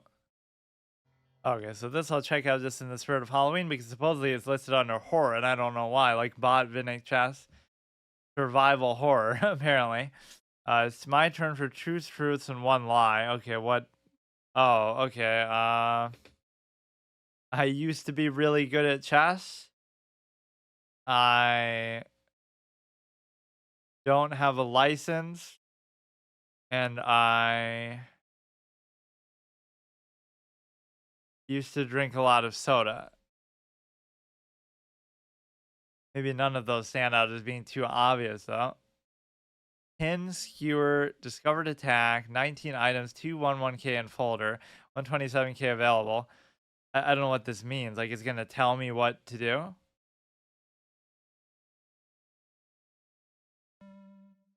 A pin occurs when a piece is attacked, and it cannot move without determining greater difficulties. Mute, hint, menu, quit. Okay, what about it, though? Oh, yeah, so scary. Wow. Find the best move. It's gonna be like Baldi's Basics where he gets like really mad about it or something. Wonderful. Maybe you are not a lost case after all. The Black Queen is pinned to her king by the White Rook. Thus, the Queen cannot get off the E-file. Okay, now what? Define good at chess.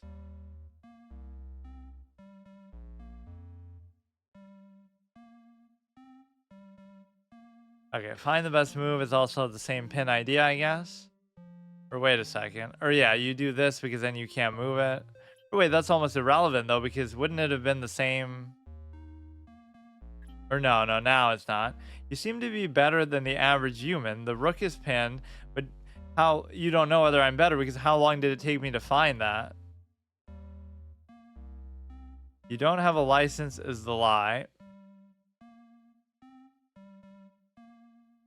You can hear again. I keep going on and off.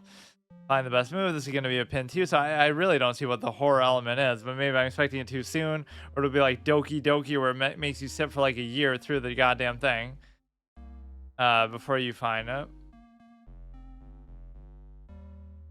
I could give a check. You could just block. The bishop is not in a very good spot, so I don't get it. This is at least very hard, I think. I should almost try to figure it out in one shot, but if I give a check, you can just block, and it's not a big deal, right? Or all you have to... Oh, you should do like this, and then... Wonderful, maybe you are not a lost case after all. You were just saying how good I am, too. A flash of wit. The pawn advances to e4, threatening the rook. Also clears space with the white bishop, pins the black queen to her king. Yes.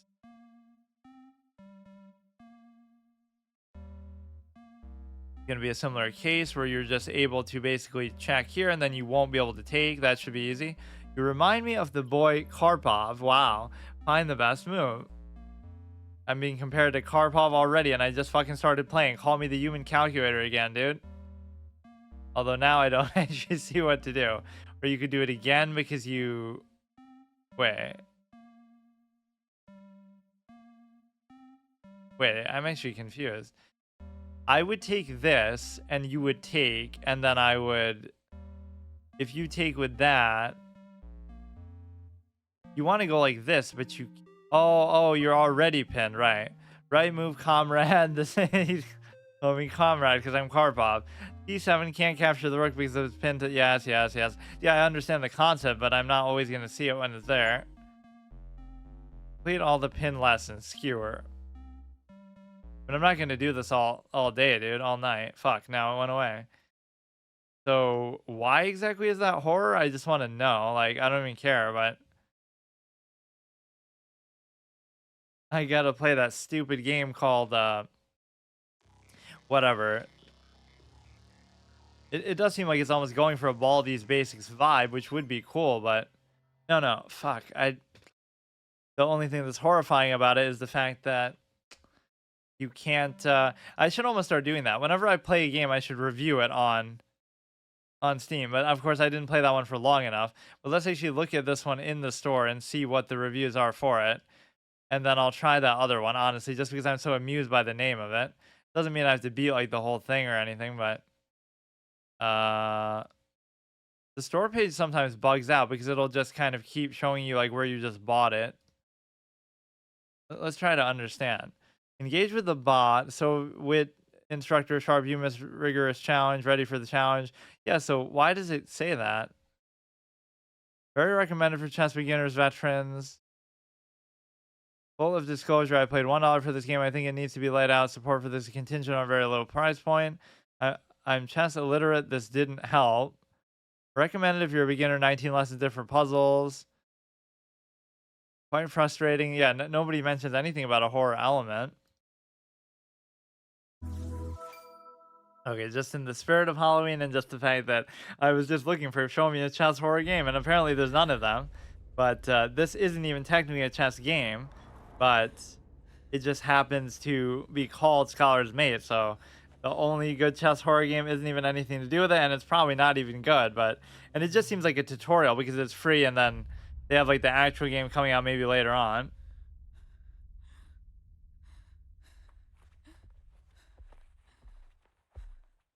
Valentine's Hospital. Of course, it'll be first playthrough permadeath still, for whatever it's worth, but I'm not going to play like the whole thing. I just want like a little teaser of it, which itself, the whole game is maybe only a teaser. If it goes over the boundary without bouncing, it's a 6. If it bounces, it's a 4. Every time the batters run, the length of the pitch is 1 run. I see.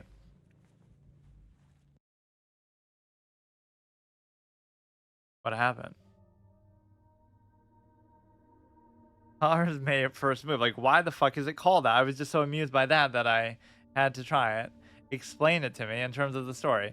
General settings. Is there a difficulty setting? English. Enable subtitles.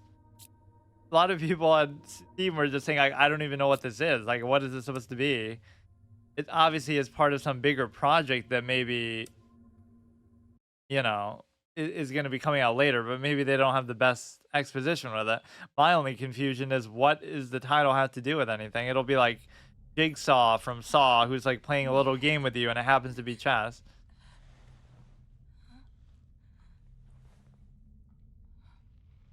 If this is the first move, I'd hate to see the whole opening, am I right? Where am I? You're in a car, like abducted by somebody. You! Please, help me! Wouldn't you think that's maybe your abductor, or... But I guess they would already know you're there, so... Help! Get me out of here! I want to leave. Please! That should be my review, like 0 out of 10. I played this game because it mentioned chess and you don't even get to play it. That's how it should start, though. Let me actually play a game of chess against my kidnapper, and if you lose, then they just kill you. And so you're good enough to win, so they let you survive for a little bit and play around. That's what fiction things always do, is like they sort of present it in such a way that like the killer is way too smart and way too capable, so you would just die. But the only reason why you don't, why the main characters would just die. But the only reason why they don't is the killer wants to play with you and dick around. So when they end up winning, like the heroes end up surviving or winning, it almost doesn't feel satisfying. Not because you're not rooting for them or whatever, but like it goes against game theory. Like, I want the smartest, most capable person to win, not somebody who just wins by default because everybody else is too use drugs on you. Okay, looks like there are some markings on the wall from where something's been moved. Okay, secret passage, bloody hand. Yeah, I was saying like it's a detective mystery type game almost. I hit the key behind the board covering the window. Oh yeah, it's all, isn't that always the way? What game started exactly like that? It was like the one where you're in somebody's basement and it's like fuck, what is the name of that? What lies beneath or something? So you're like trapped in a basement and there's like a little note that tells you there's a key there. Oh, maybe it's like that kind of game. There'll be a bunch of random puzzle stuff. How long have I been unconscious?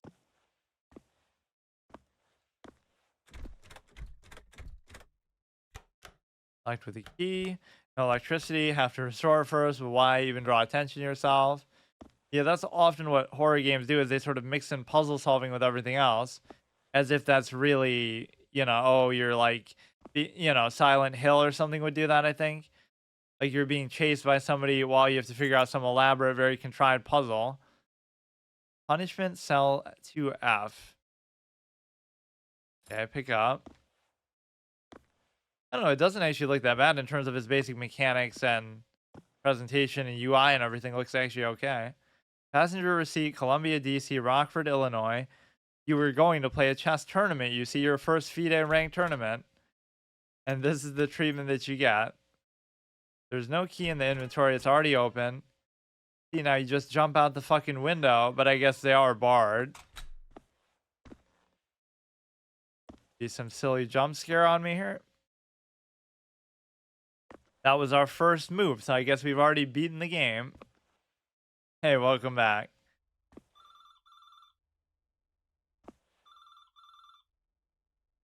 Horror games are kind of weird to play in the first playthrough permadeath thing, because oftentimes you don't even know whether there's a failure state or how it's meant to happen.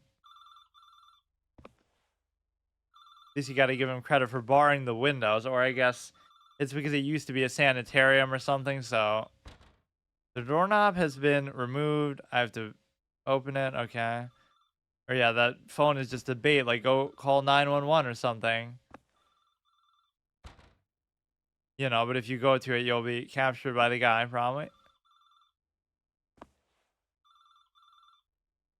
Interesting place to choose to bring a captive. I just wanted them to have like an actual chess game cameo in here. Like, now we'll spend like 10 hours in here trying to find the keys and solve all these puzzles. But how did you pay for your home? Like, what do you mean? The same way that you... yeah, kind of.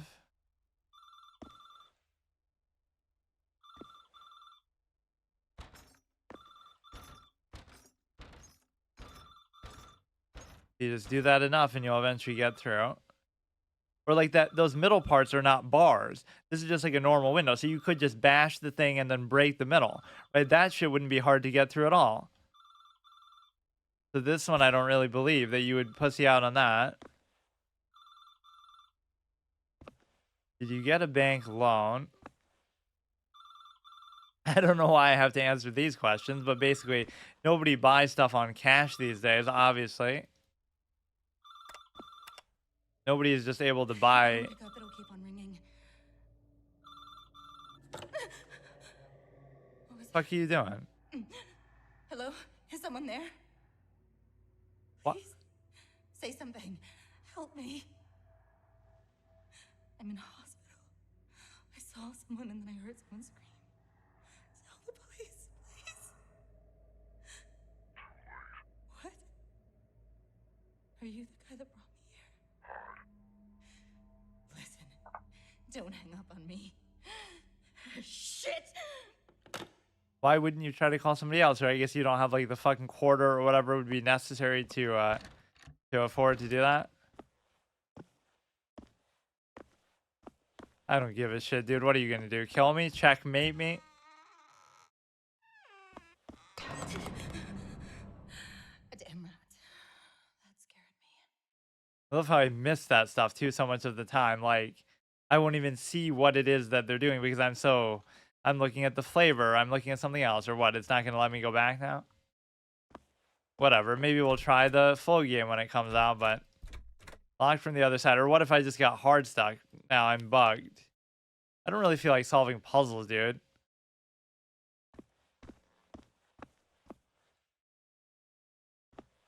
How dare you use and exploit the name of chess to get me to play something like this? Okay, whatever. I don't even care. See you tomorrow.